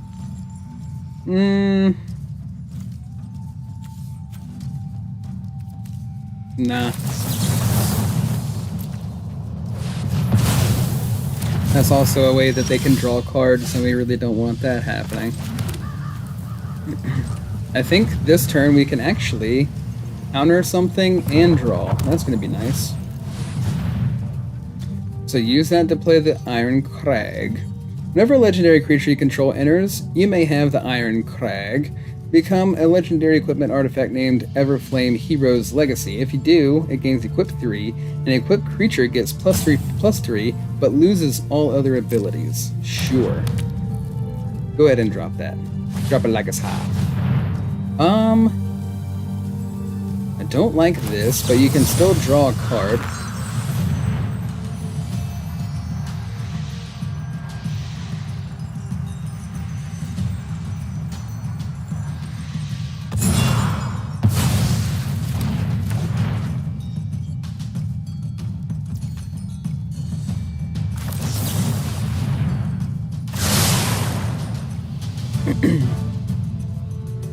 Okay. A couple of sweepers and a couple of spot removal. Probably this one. We can't afford to be making no down payments around here when we're playing up against a purple mage. There's no way. We can't be making no down payments for no spells.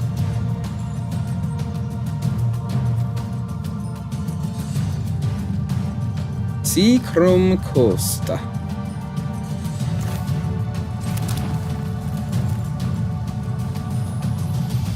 You may exile a colorless card. So next turn, at the end of their turn, we're gonna see about getting rid of that with Field of Ruin. Blasty Zone over here is going to be just fine. We're not really too worried about that guy.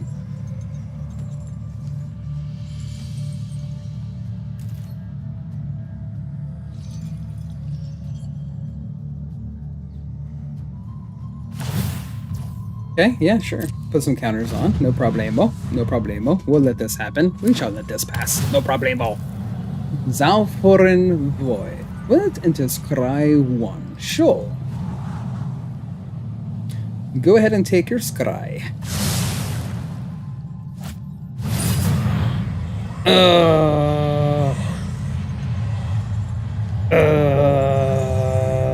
I so badly want to be able to counter this. Yeah.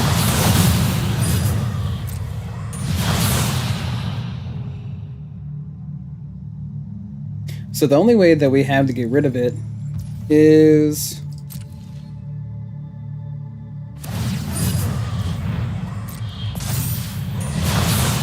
our one piece of spot removal. This becomes a 2/2 artifact creature. Okay.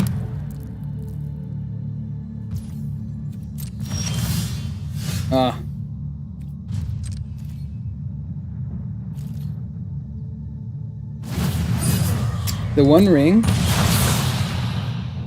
Untap, take a damage.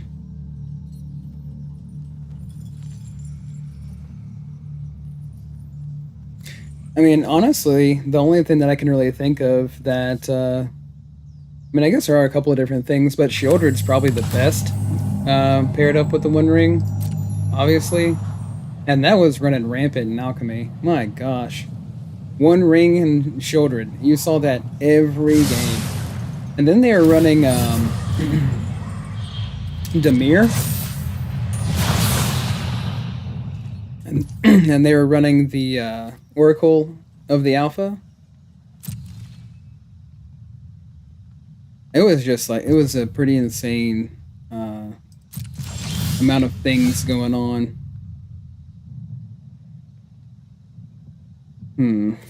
Okay, pass the turn.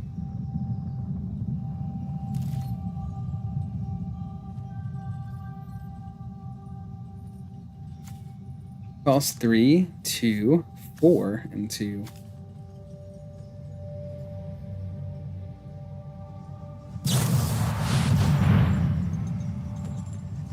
Create X 0 ones. X is 8. Okay, sure.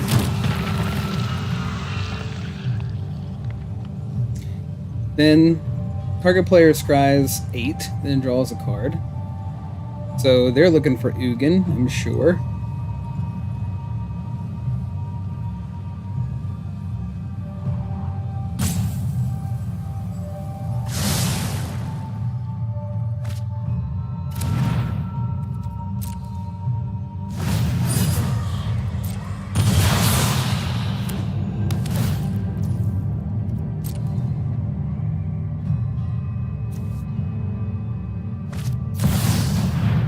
Whenever you cast a spell, untap all non-land permanents you control. Oh, okay, yep. The combo with the One Ring.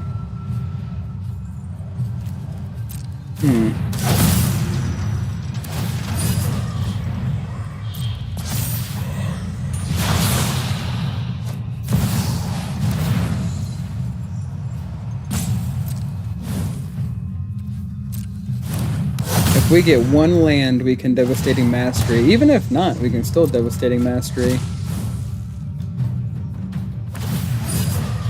Sure.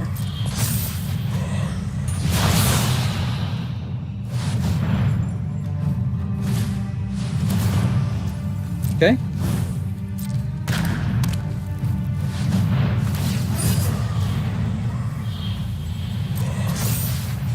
Well, they're going to be drawn for a little while, it seems.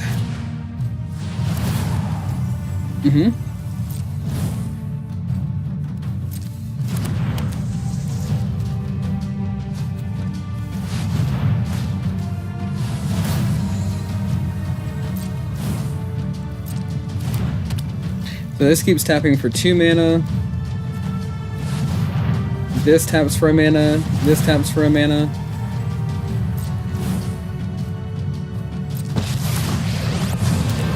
I advise that.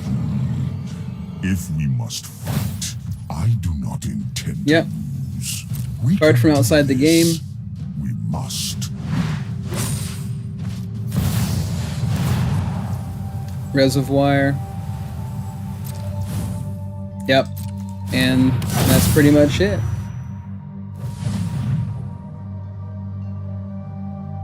They have 11 mana. They have the combo. Play another Karn. Yeah, good game. Alright, we'll just go ahead and drop out of this one. And that's what I'm talking about. The power levels.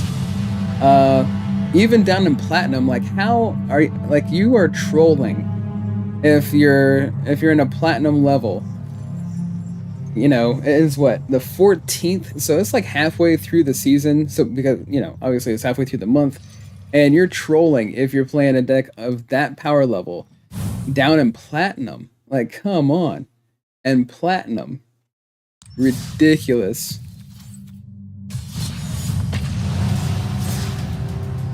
Of course, like, those combos have been around for a while. It's nothing new. But at some point, you know, I just don't understand how we can go from like enchantments aggro to that.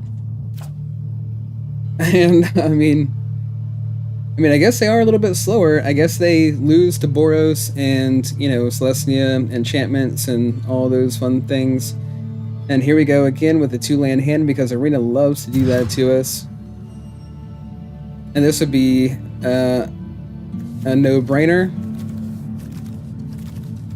Unfortunately, we're going to have to get rid of our draw spell. It would have been great to have kept that 7 called Grip, but alas, we cannot.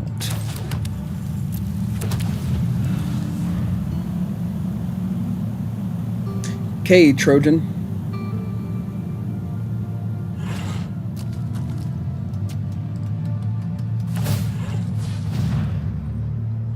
We got some werewolf prince on the battlefield. He went that way.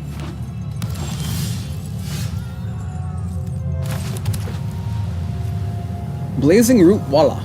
Gets +2/+0 until end of turn. Activate only once each turn. Madness for 0. Emrakul. Madness for 6. 12/12.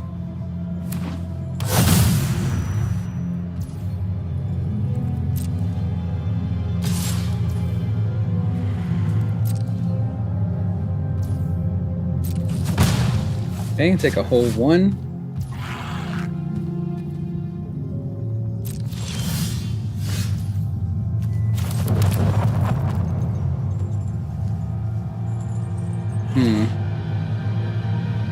Probably too early to play Gideon.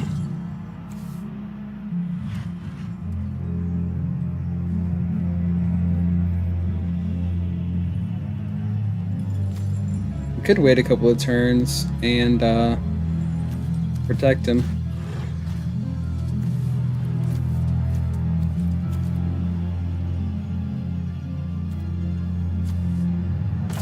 Let's try it. Why not?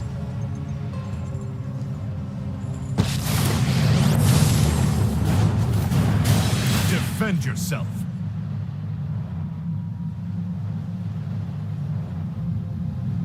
Destroy Gideon. Yep.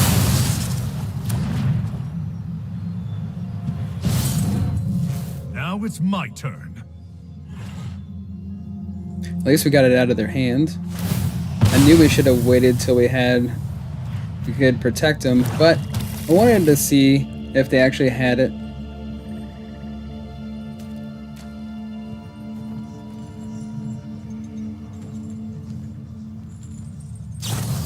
And sometimes, oh, I see. Yeah, go ahead.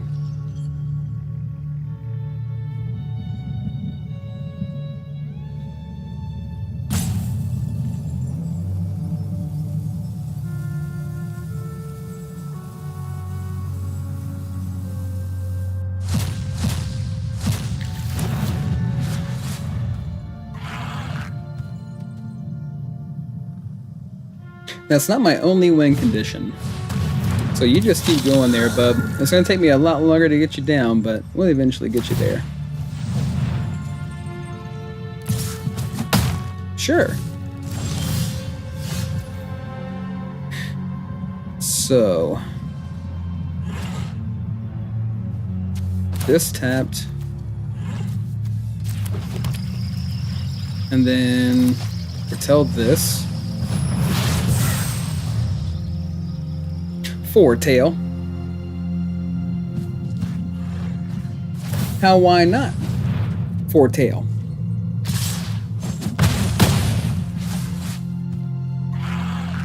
Oh, now, brown cow. 3 damage. Oof. That hurts.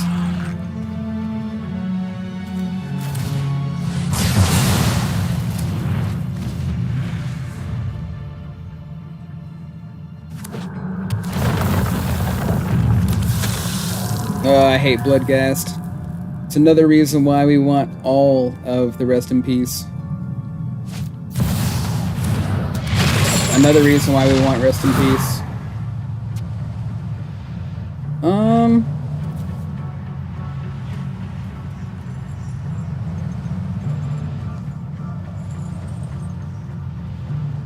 Yeah, sure.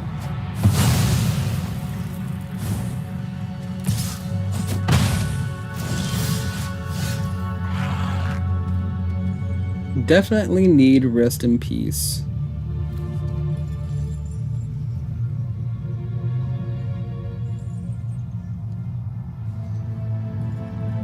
Discard another card for Croxo when it comes in.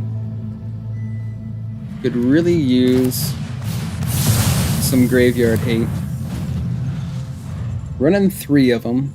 Probably need 4 at this point, to be honest.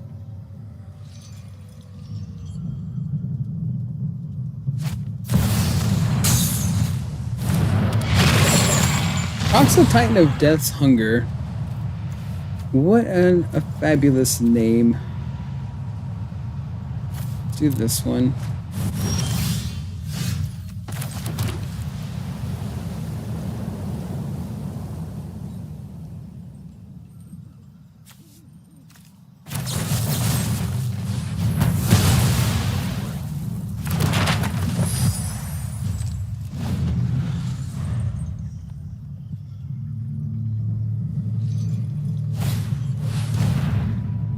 Whenever you cast a non-creature spell, you may discard a card. If you do draw a card, non-creature spells you cast cost 1 less. If a source you control would deal with non-combat damage to an opponent, it deals that much plus 2 instead. Ugh.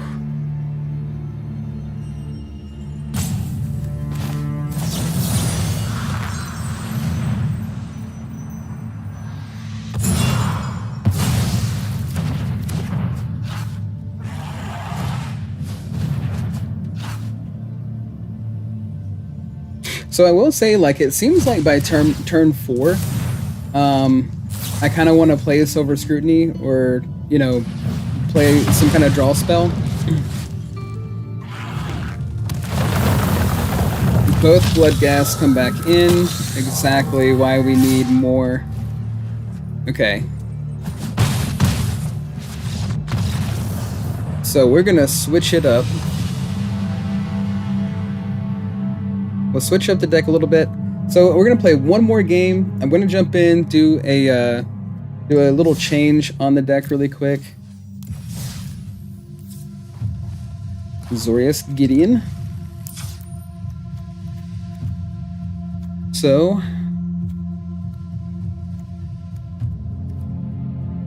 I mean, it is great being able to play Seek New Knowledge and get 2 random cards from your deck, but then you also have to put 1 on the bottom. So you're really paying 2 to get 1, whereas we could be paying 3 to gain some life. Still feel like that's a good call. Take these out, because I still feel like even though we have Rest in Peace, we still want to be playing Memory Deluge, just because I feel like it's just overall just better to be able to look at the top 4 cards and pick 2. I mean, there is also Spellgyre, right? that's at that same mana equivalent, but being able to so you surveil 2 and then you draw 2.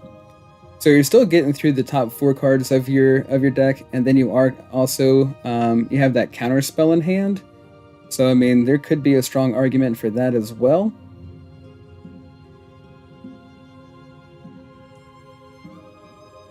But then again, just having the possibility of being able to use this again, I feel like is pretty strong.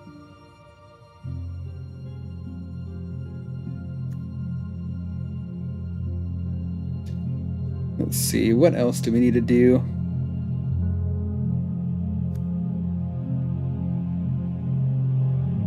We could... I mean, the spot removal is pretty important too.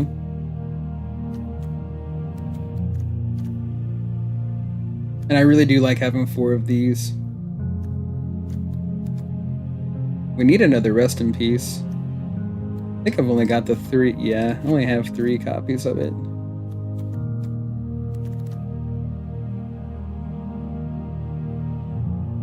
We could go to just 2. Actually, let's do this and this. Alright, let's jump into another game. I have so many different versions of Blue-White Historic. And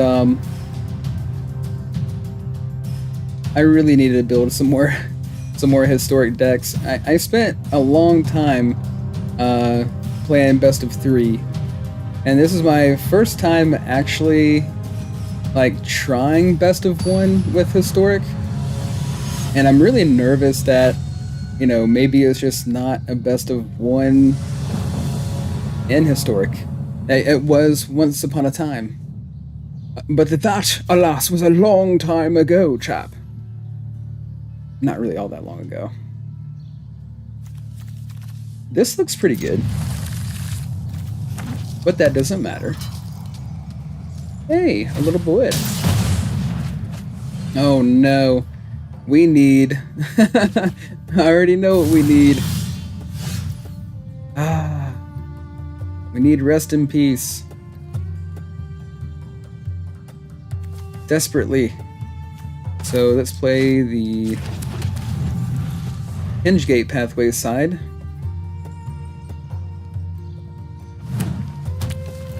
Hingegate Pathway.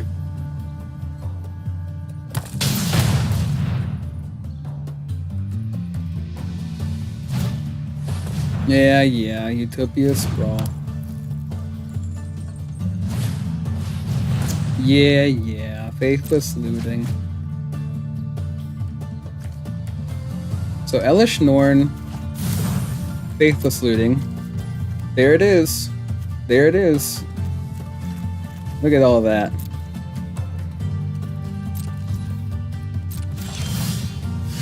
If we could just have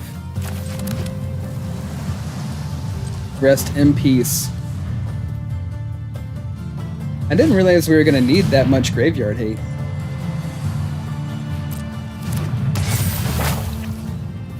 Create a 2/2 red goblin. And then what? Discard up to 2 cards if you do draw that many cards. And then it becomes a 2/2.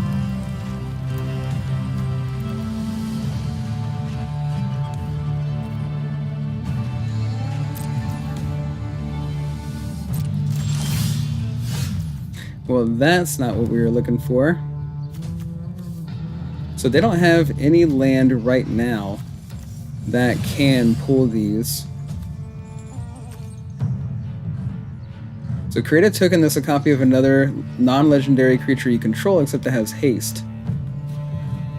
Okay. Non-legendary creature you control, so you can make a copy of its token, and then we're talking about attacking for 6. Okay. So then we need...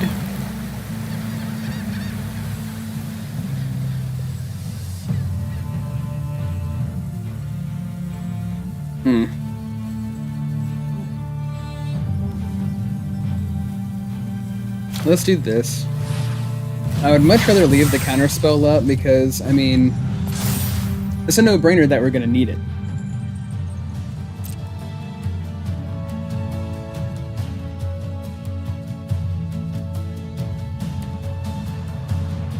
So discard 2 cards, draw 2 cards, up to that many. If we can just find Rest in Peace. Nice. So all their faithless looting over here. It'd be so perfect if we could just find our piece of resistance. The Craggle.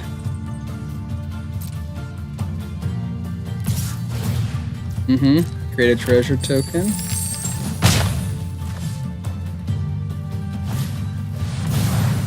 Faithless, yep.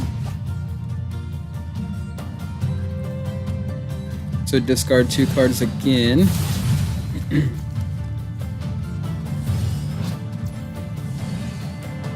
Gotta love a Johnny. A Johnny. A Johnny.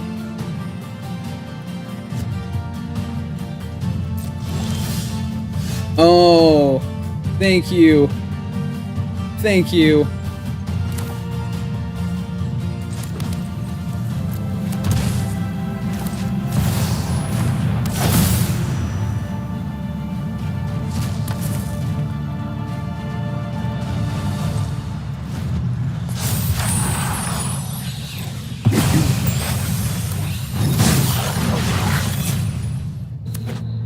Do they have the removal for it? That's the question.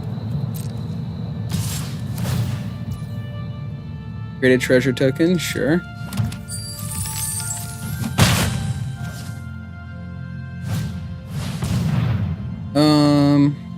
Nah.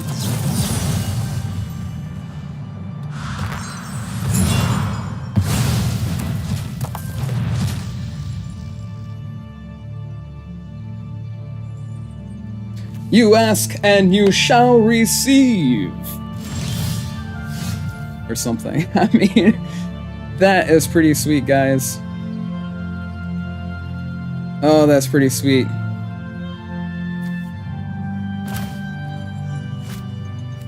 Let's see, we've got 3 white sources as well as 3 blue, so it doesn't matter. Let's take a white one then, I guess. Play the hinge gate side. So let's do this as well.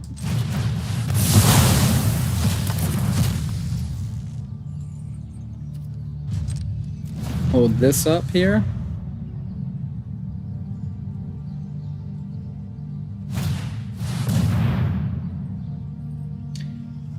Create a 2/2 again.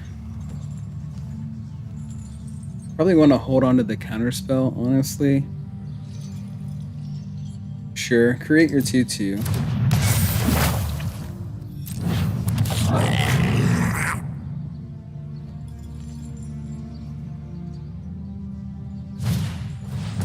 Utopia Sprawl again. Sure, have your sprawl. So my turn.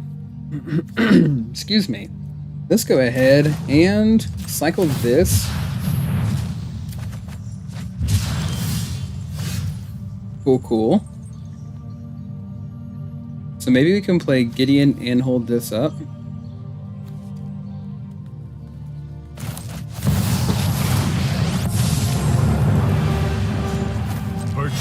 Always triumph.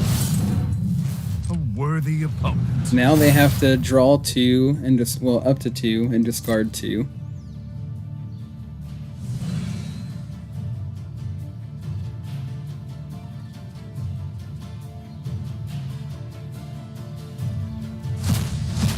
Cool. Emrakul Madness.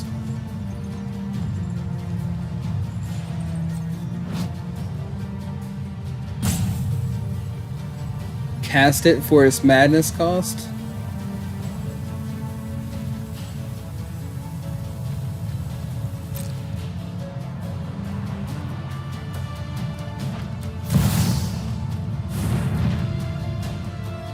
So now, okay.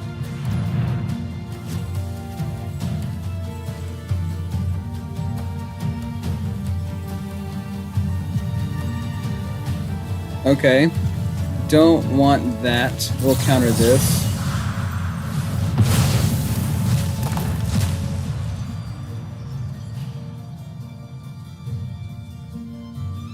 What else he got? Atraxa.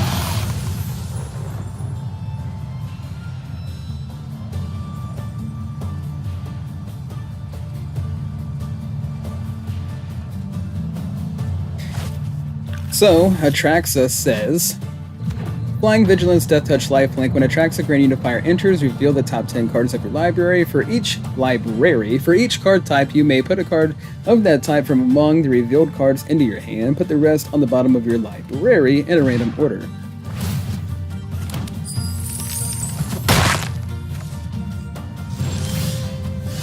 Okay, so we have Ulamog in hand.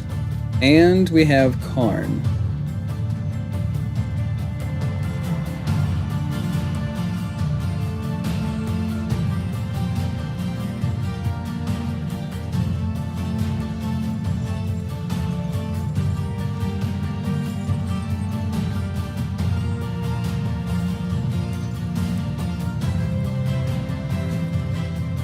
That's no fun.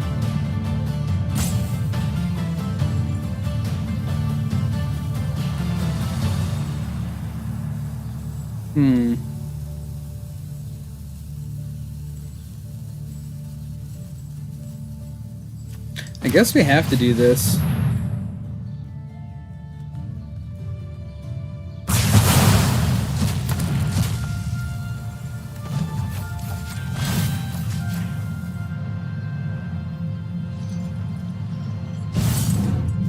I've been waiting for this. I don't know if that's actually going to work because it does transform. But, we'll find out. We'll find out together, because I don't remember.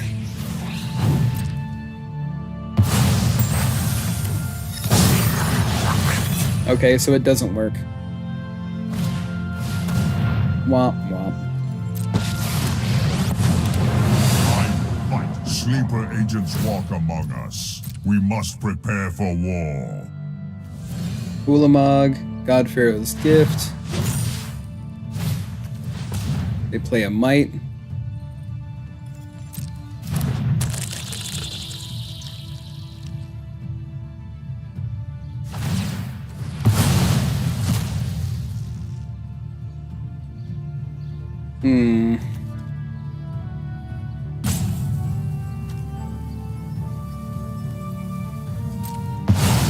Yep, I know they're pretty happy about being able to get rid of that. So we definitely need 4. We're gonna have to have 4 rest in peace. There's no doubt about that one.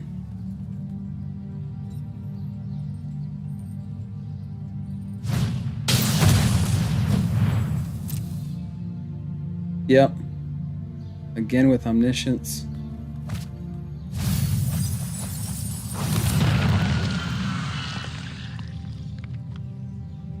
Well.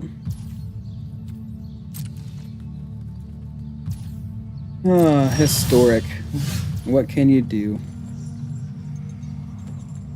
Blue-white control, you know, at various different points used to be really good. And I'm going to continue to try to find a version of it that is good. And, you know, I mean, I can't be too mad at it, to be honest.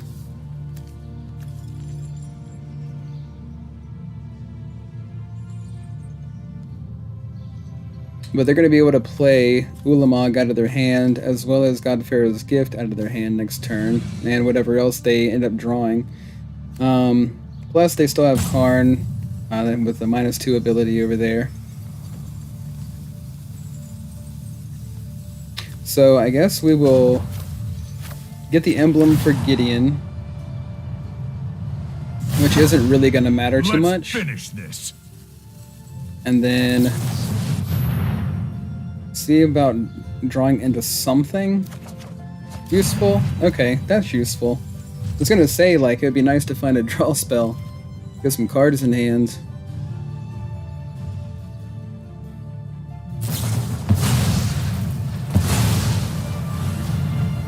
Sure. And it would be so cool if we could draw into, obviously, our best friend. Rest in peace. What's up, bud? Or is that a bat? Is that a bird or a bat? I don't know. I know that's a gargoyle, though. Oh. What's up, buddy? Yeah.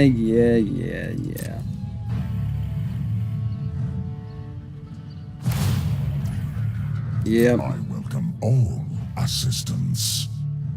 It's just too powerful. It's so powerful. Why is it down here on this level?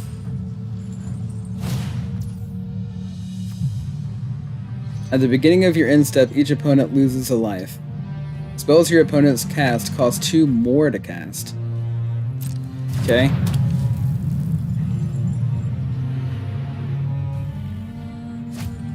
Yep, here's Ulamog. Exile 2 permanents. They'll take Hall and... Oh, well, never mind. They did not take Hall. That's fine.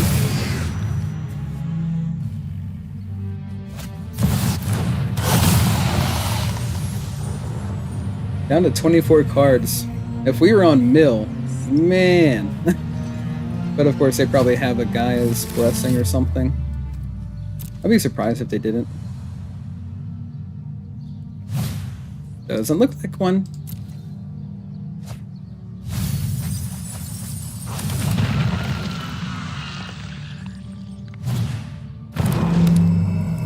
Okay.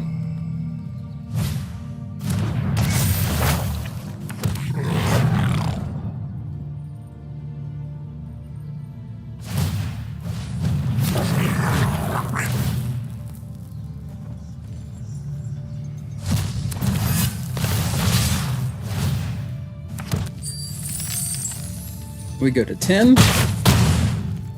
They have another Ulamog in hand.